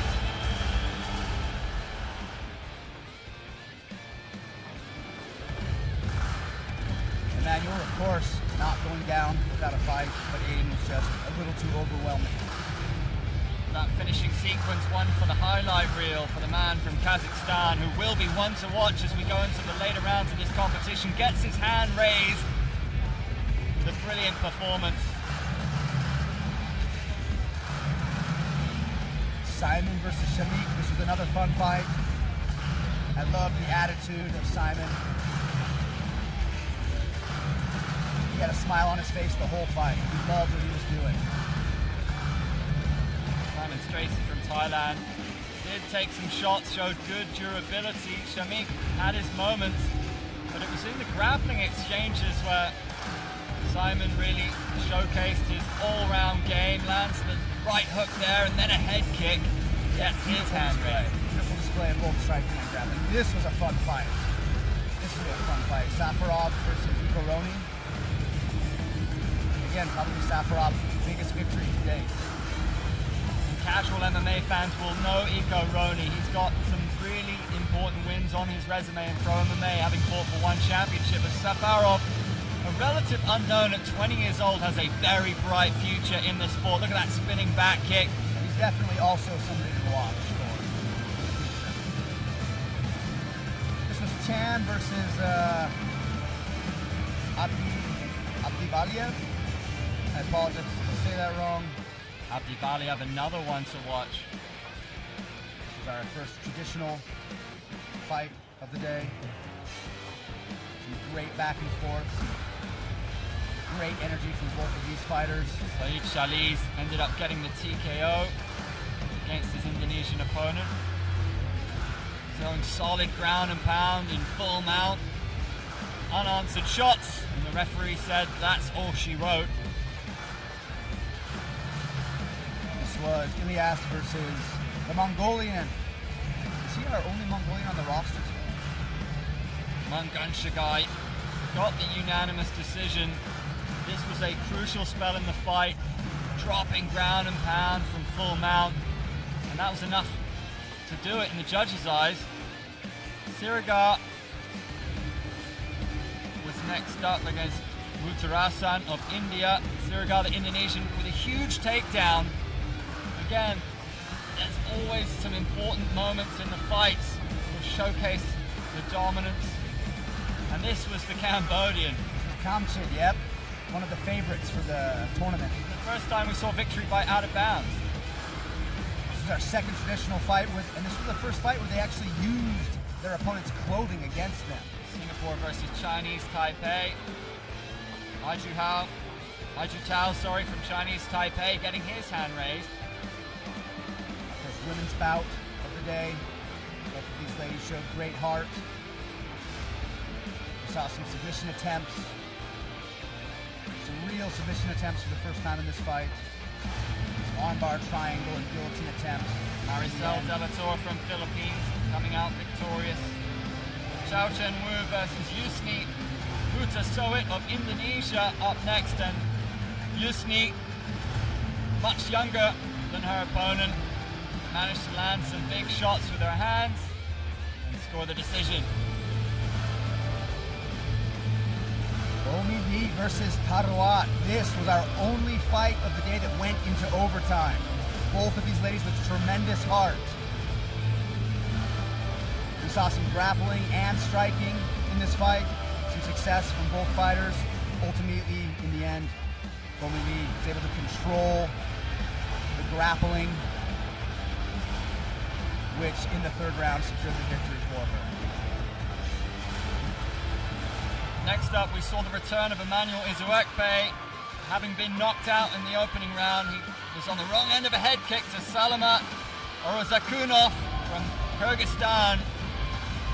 And in our final bout, this beautiful fight between Beruz and Papa. Beruz showed beautiful martial artistry in striking, wrestling, and ground and pound.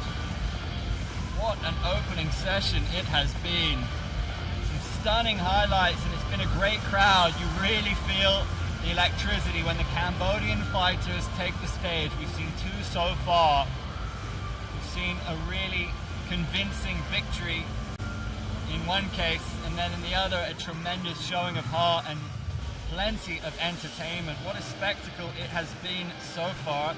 Come down and join us at the Olympic Stadium. It is just action followed by action here. If not, we are live with you on YouTube.